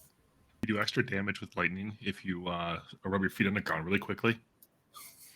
I have to get a running start for that. I only had 5 feet, so I just jumped up and wham! It also And helps bam, if you got your cloth booties on. Yeah. All right, Smock, you're up. All right. I will attack this guard drake. Okay. No advantage. Nope, not unless you moved around to the other side.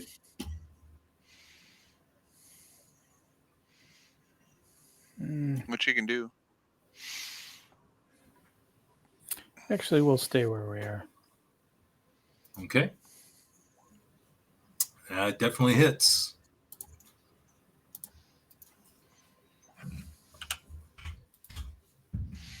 Yeah.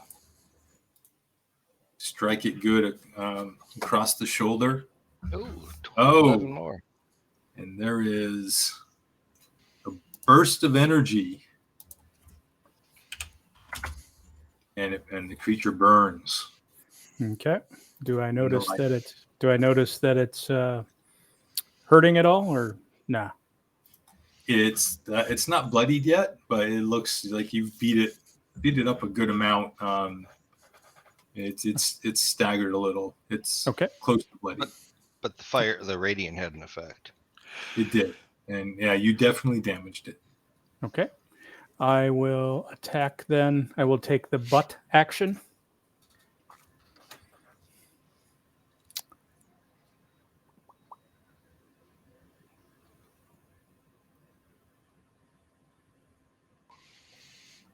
And that hits.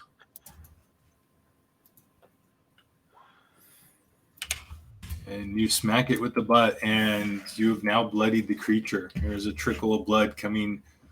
You've knocked loose one of its scales. And I also channel 2 of his scales. Yeah. Ah. I took 10 more points.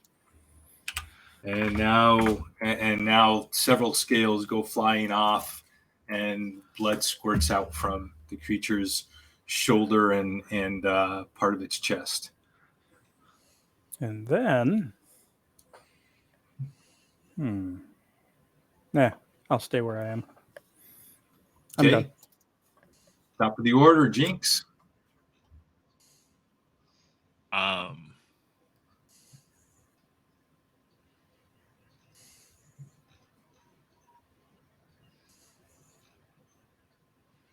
I'm going to 10, 20.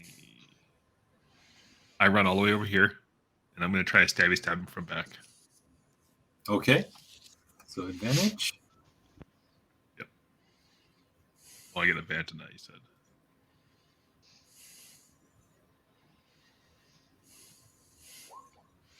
Apparently that's not advantage. I can't stabby. As I do this little like whatever, but then it totally missed. Yeah, you ran to the other side where it still has all of its scales intact, and your rapier cannot find a spot. Doing.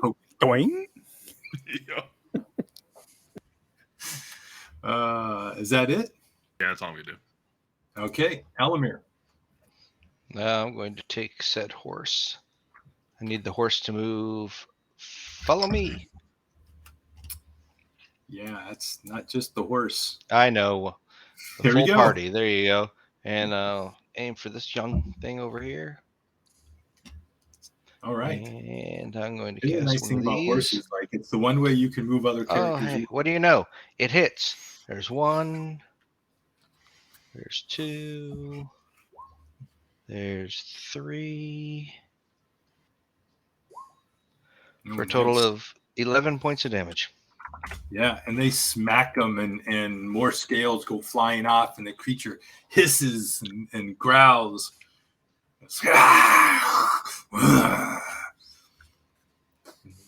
Looks in your direction, streaming blood out of multiple wounds.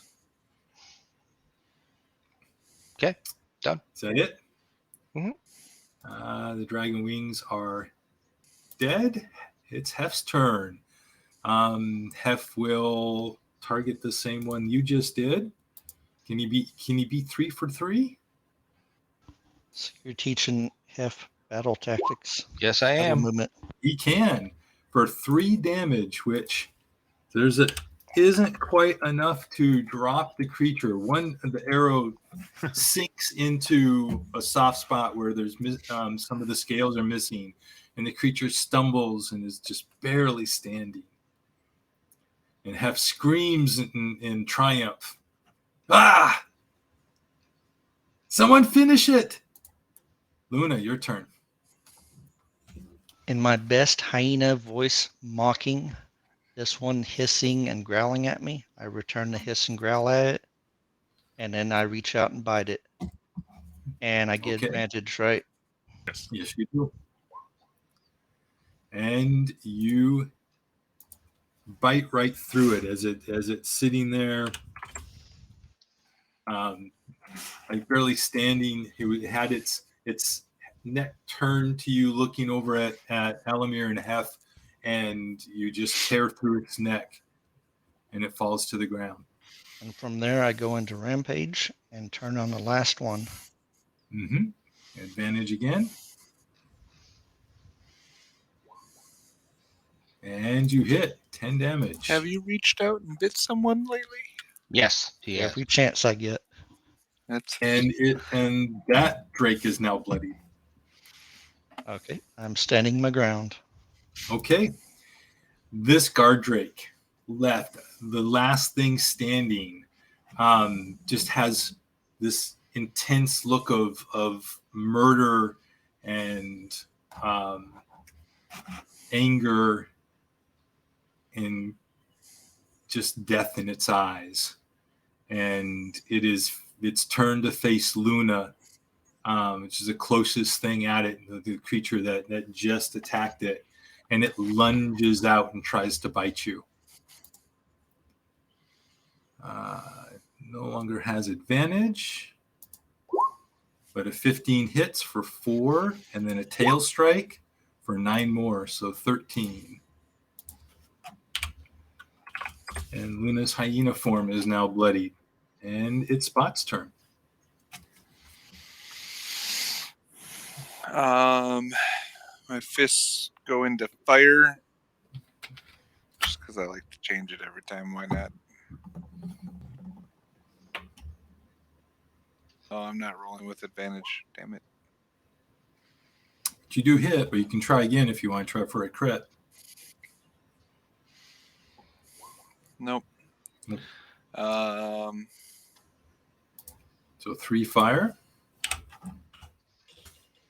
And then second, just martial arts attack. I'm not going to use a key point. Okay, so you hit it twice. Scorch and burn it. Yep.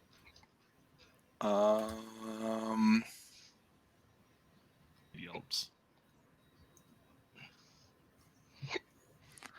It's good for now. I don't want to kill it, because I need to have the hyena kill everything. That's right. Or half. Good. Leave me on me, I'll see.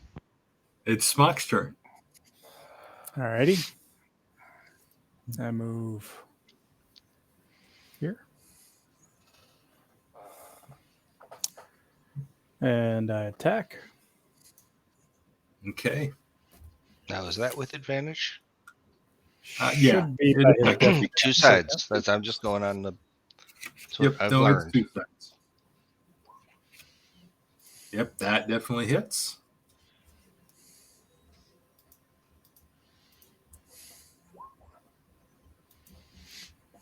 All right. For And I- 4 damage.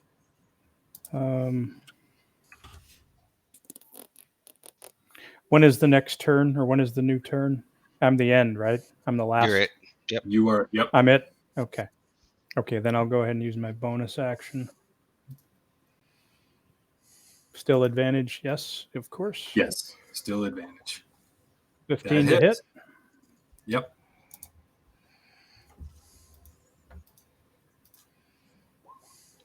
Whoa.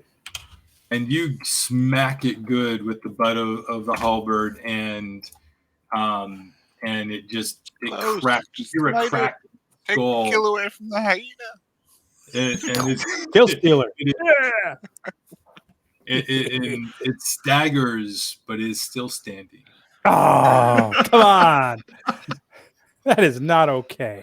That's why you gotta smite it. You're We're making good. me do all the work. Yep. Jinx. All right, Jinx. I am Go, bound and Jinx, determined. go. I'm gonna run up over here and try to hit it with the rapier again. And Since you're so successful. has lots of holes in its body. Maybe there's a spot for your rapier on this one. I'm gonna try to hit it this time. Just Except he has so many holes. You poke You it were in holding and back, it was a hole. so.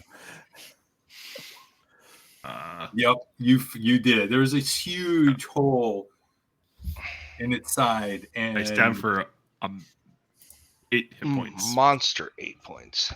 and you that's almost- burst through its heart, and just blood squirts out of its mouth as it falls to the ground. Yay. Yay, team. We instantly look around to make sure there's The nothing hyena else has around a us. sad laugh. Yeah, you're right. From the horse with the elevation, what do I see around? Further You distance. Make a perception check. I mean, that's a good idea there, Jinxie, but I'm just getting higher. Add Yeah. a D4. Add a D4. Okay, 26. Don't you have to touch him to do it? Yeah, he does. If he doesn't come over, then I don't go. Oh, I with him. just stood up and looked. Okay. Yeah. Okay. I'm just Then seeing never if there's mind. movement in the grass. I'm looking for, I see All right. nothing. I'm too short. Go over and start tending to my horse. somebody gonna touch his horse. Yeah, you, We Alamir, switch you look programs. around, Yeah. and you don't see anything. Okay. No movement, no other creatures. Interestingly, there aren't even any like birds in the sky within sight. Like there's nothing around, and it's silent. There's a light breeze blowing, a light cold breeze, and silence. We choose to disbelieve the illusion. The illusion of that there's nothing there. But there's nothing there. Is there anything on their bodies that would tell us where they were? Did they have any like enough supplies? It looks like they were sitting here for a while. Kind of going to stay for a while, or is it like they're probably just here and they're running back to camp? They have satchels with them. The 2 dragon wings. The satchels have some what looks like wrapped raw meat, probably for the drakes. And then there are actually it'd probably be like there'd be like a wrapped like dead rabbits and then there's hardtack and jerky and some cheese and bread, with some watered down wine skins and glass of water. So yeah, they look like they were set up to be out here for at least a full day. Okay, just to double check to make sure nobody's going to circle back on them or whatever. Other than that, it's just their like there's no money on them, similar to like what you found in camp, and there is just their weapons and armor. Anything we can. Scimitars. What's that? Do we want to try harvesting off these bodies? The drakes? Go with less holes in it, maybe? We're going to try. Nobody else is going to do it. I'm going to go try to harvest something off that dead body, the one with no holes in it. I'll drop out a wild shape, and then if I can assist him to help him, I will. Is it a nature or a handling? To handle the dead animal. Or is it a survival? Survival? Yeah, you can have it. So well, there's no purpose in this really, probably for you anyway. I'm just probably making this harder for you just to make it harder for you. You could use either survival or nature. Luna is helping you with very specific knowledge of anatomy. Yeah, I'm using survival because that's going to be the one I would always gear for. Okay, what are you looking to harvest? I don't know. It's if I mean I don't know what the material in these things are, but I saw we harvested scales and everything off other stuff before. So if we can get a skin off of it, we get a skin off of it. Honestly speaking, Okay, I don't so you're have looking to do this, looking to do the scales. Got it. Okay. Yeah. So go ahead and make your roll with advantage.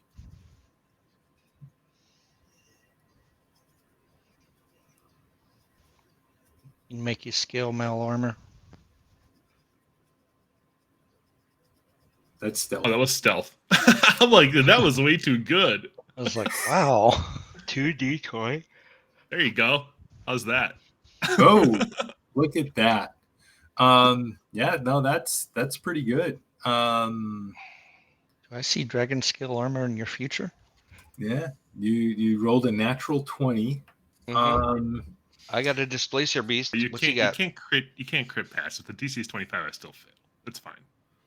So, well, I actually do that differently.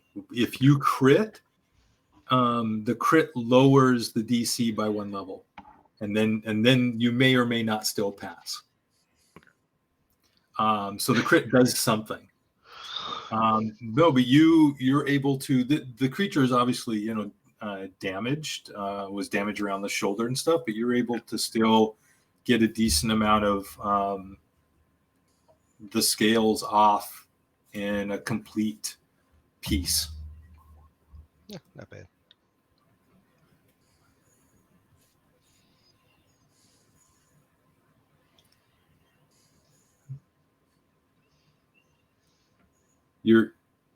Are you talking, Jinx? I'm talking to myself. Dragon scale something. Shield. You know what that's a sign of, right? Guard Drake, black Guard Drake scales is specifically what it is. I pull Hef's arrows out, the 2 he hit, or 3 however he many. hit. Yep. I pass them back to him, tell him good hits. May want to think about getting an upgrade bow some point. Always please your arrows up. Don't leave. I'll give him my short bow +4. My God. Yeah. He says, thank you. I had some. There were some good easy targets. It was. This was. It's all positioning. The positioning was excellent. You guys are amazing. I'm just happy you didn't hit me with an arrow again.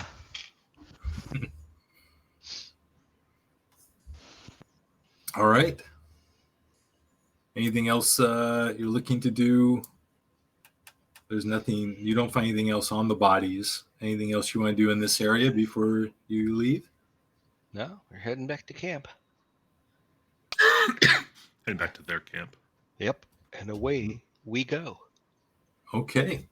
We may want to ride, like, at least, go off our normal path, though, by, like, 50 yards or so, just enough to, not walk right into another ambush.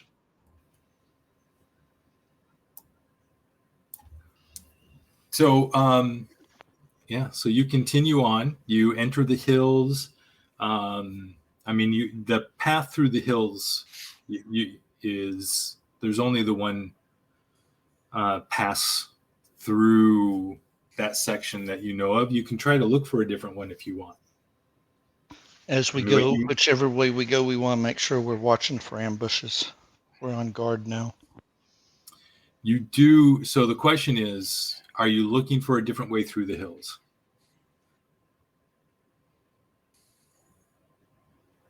That's gonna leave that to Luna. Myself, I would. But my suggestion is to at least 50 yards off our path if we can, just so we can better. If there's going to be anybody, they can probably follow the old path we took. That's my thought. I'd agree with that. Anybody else have suggestions?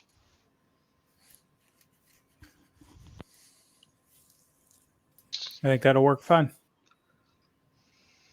So now, if you've been 50 yards apart, but you can be pretty noisy 50 yards away, and they won't hear you. All right. So you're taking the path but just being extra cautious and aware. We're offset the main trail off to one side or the other, which looks still passable. Okay. Are we still in Try to keep grasslands? farther ahead of the group too, to keep a better scouting eye out instead of right in front of them. How far ahead? 200 feet. 200 feet. Spot, roll me within whistling, so they can hear if I hear or see something. Stay within 120, please. 200 feet. All right. So 200 feet. I know where I'm at. at. Remember, I can run back 50 feet in one round, 100 feet. That's like double movement. So what is that, like 66.6 yards? Oh, Would you say 2d10, Tom? Yeah. So I guess the other question is, well, let's go back real quick here, because there is. Okay, excellent. We'll use that.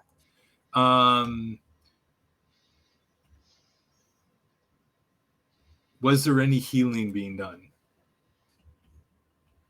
I bandaged my horse, but I don't have any healing, so I'm not riding it. I would let it be with somebody else towards the back of the group now, as it probably can't bear weight with the wound that it has and whatever. So I am out on foot ahead.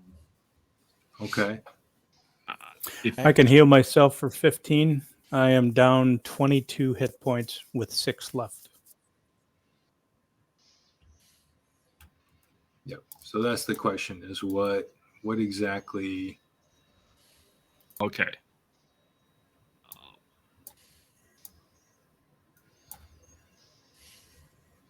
That's not a spell though. That's you using that's you using your divine your touching stuff. Lay on hands. Yep. Yeah. So I will heal myself for 15. The reason why your lay on hands, or you want me to heal you? Actually, I'm going to use it for 14. Sorry. Okay. Because I can booster somebody else's healing. But that's a spell. It's got to be from a spell, basically, though. That does it. So, since we don't have a spell, our druid's not spell casting, it's not going to be used too much. But right. I can do that if need be, because if you use inspiration on somebody who has who's spell casting, do it in healing, they can boost that instead of damage. I'm at 20 out of 28. Okay.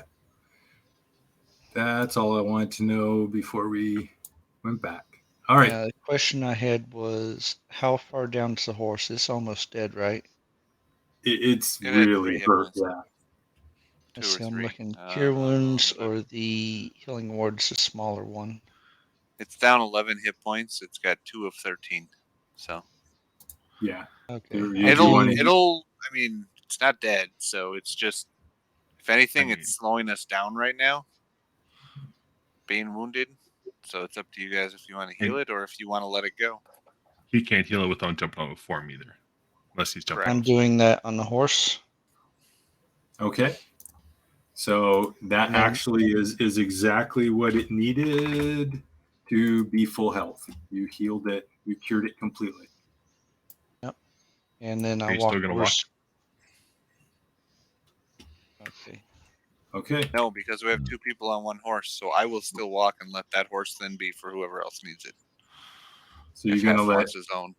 Hef ride his own horse. That's fine. All right. All right. You walking spread apart. Spot you make the way. So now you're following the trail, Spot, but you hadn't actually been on this trail before, because you weren't with them when they came this way the other day. But it's a very easy trail to follow. Well trampled by wagons and many, many feet.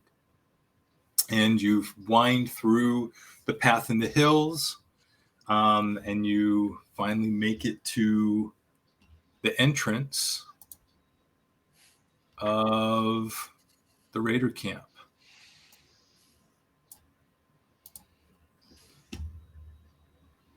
We And you're obviously back at the raider camp. approach it very, very slowly. So you are still far enough away where you just barely see this outpost.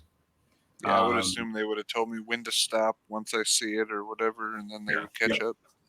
So you're about an eighth of a mile away, still in the rolling hills, and you see, you peek over the edge of the rise. You're looking down, looking into the valley, the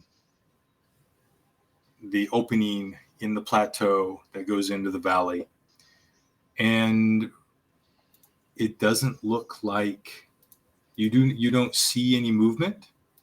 You don't notice from this distance any movement or kobold outlook guards or anything sitting in the tower. It seems to be quiet. I don't like this. I say we go slow if we're going to go, and Do we want to stop somewhere and observe for like an hour? Makes can't sense. hurt. Yeah. It What can't time of hurt. day is it? You can see if your spidey sense goes off. Probably would have been taking you about the same time as before. You left around the same time in the morning. You had about the same length of a battle, but you had taken a rest actually the last time. So you would have gotten here this time without taking a short rest. You'd get here around noon. Or no, actually it was around 1:30. Yeah, around 12:30, 1 o'clock. I mean, it can't hurt to wait a little bit just to double check, because I'm assuming one of those goblins will peek their heads up over the damn side of the tower or something. So do we want to take a short rest? If we want to, we could probably kind of do a short rest here. Wouldn't be a Wouldn't bad hurt. idea.